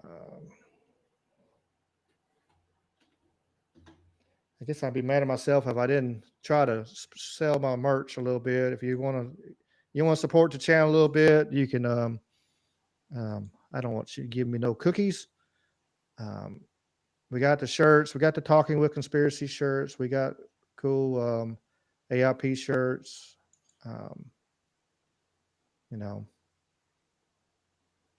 alien, UFOs and stuff like that. We got Ghost. Some cool different designs, unique designs. So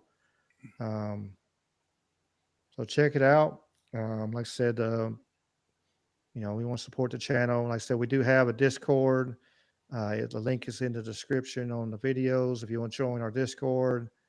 And that way, we communicate a little easier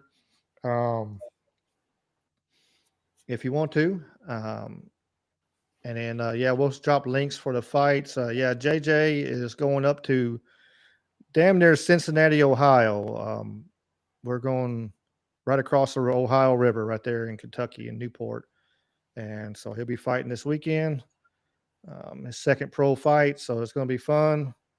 For the ones that don't know, I train, do jiu-jitsu and MMA fighter. I've been doing martial arts for 30 years now. Jiu-jitsu for over 16. And so been doing this a long time. And I got some great bunch of young fighters, and they got great heart. And so I'll make sure I'll share the links and stuff like that if y'all are interested in seeing their fights and stuff like that. For sure, JJ's this weekend. And then I know the Attitude will be on the LFA YouTube page. So it's free for sure. Okay. You'll be able to watch it. So it's gonna be fun. Yep. Yes, sir. It is. James Bonfire is great. South Cedar Paranormal. James got his. He got him some shirts over there now. He's selling some cool merch over there too. So check out our chat. If you're live with us now, check out the chat. Lots of the people in the chat have their own channels and stuff like that.